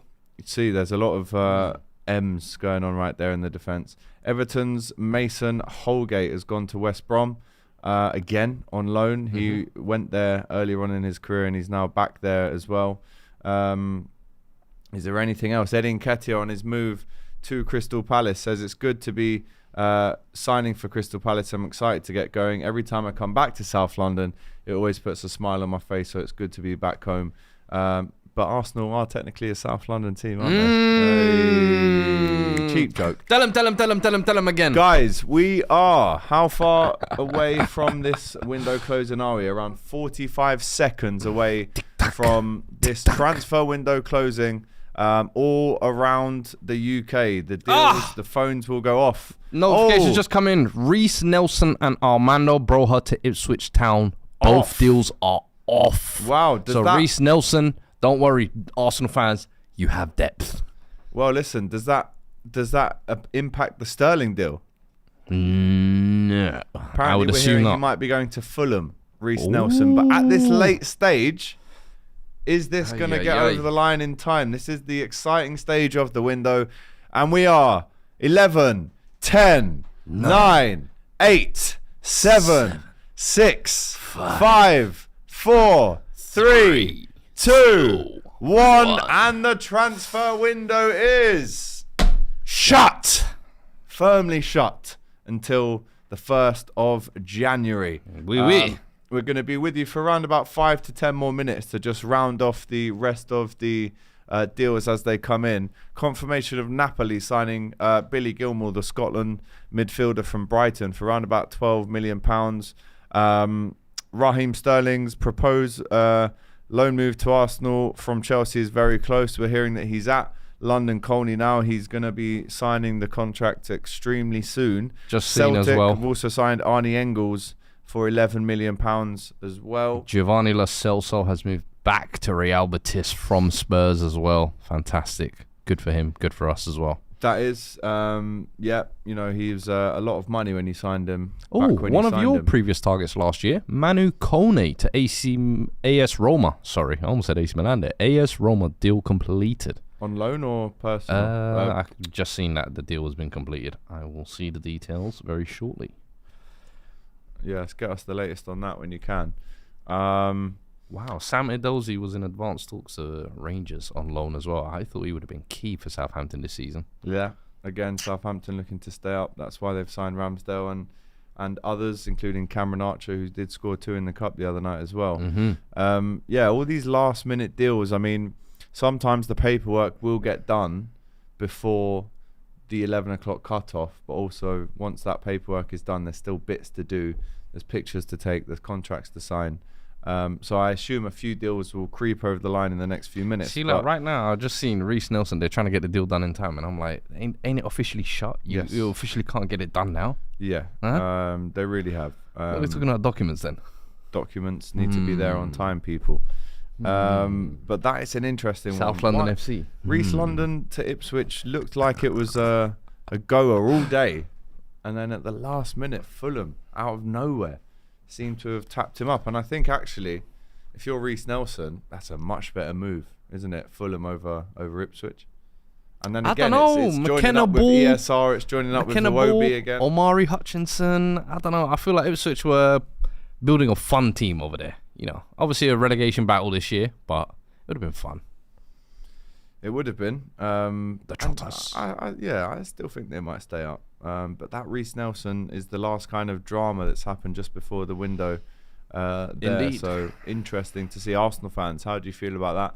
Fulham fans, should we now speak about how good Fulham have been in this transfer window? All the signings that they've made, how they've improved their squad, and how they've gone again, even though they've sold Palhinha as well. When you actually look at the names that have come in the door this season, Fuad, it's impressive, right? They've brought in Emil Smith-Rowe, Joachim Anderson. Again, they've paid a lot for these players, though. 31 million there for Emil Smith-Rowe, 29.5 for Anderson. Sander Berge from Burnley, who was obviously in the Premier League too with Sheffield United. Cuenca from Villarreal. They've obviously got Ryan Sessegnon back.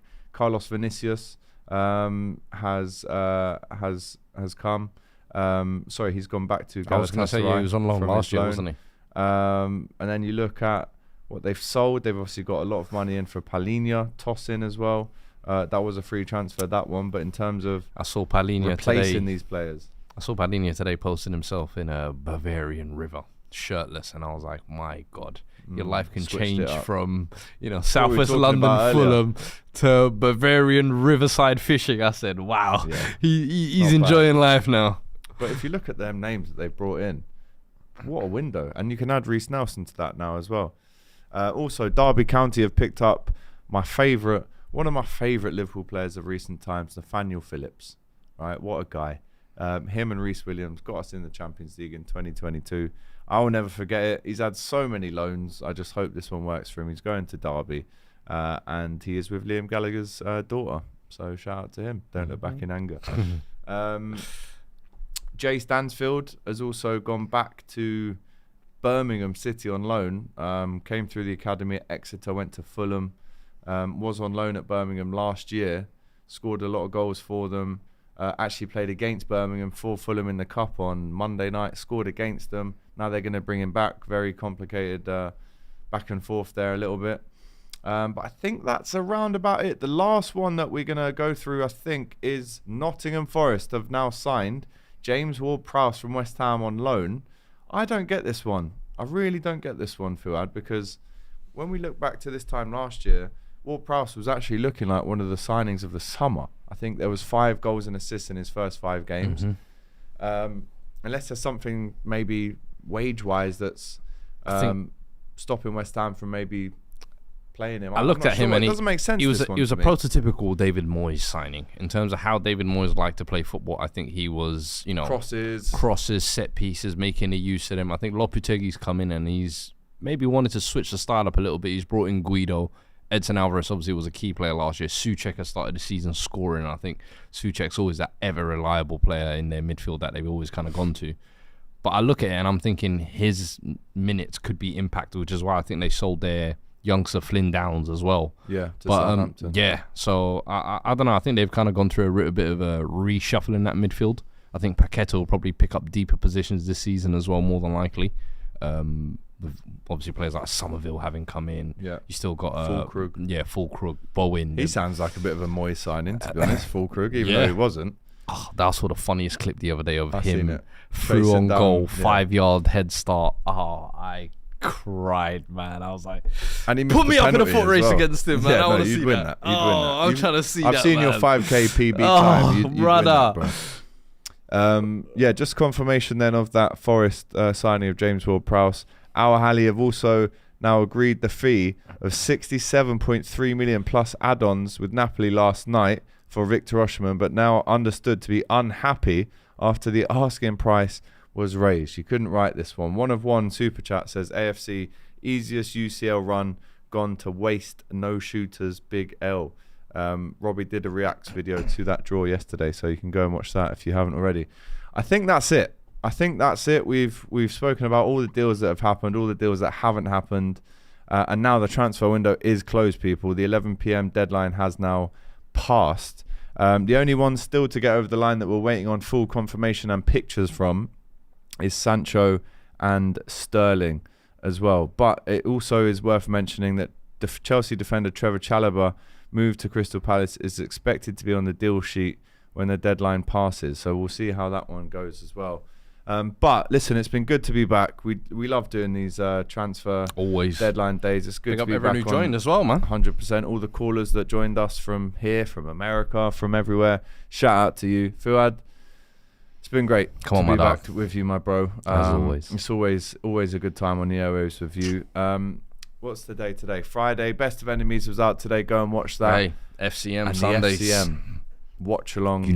Manchester United versus Liverpool. The FCM takeover. The watch along right here from 3:30 on Sunday. Oui. And then FCM straight after that. The podcast. Sir. Can't get enough of it. Sir. Love to see it. Right, guys. Hope you've enjoyed the stream. Press that like button on the way out. Please. Comment with your thoughts on the transfer window. And take care. We'll see you soon.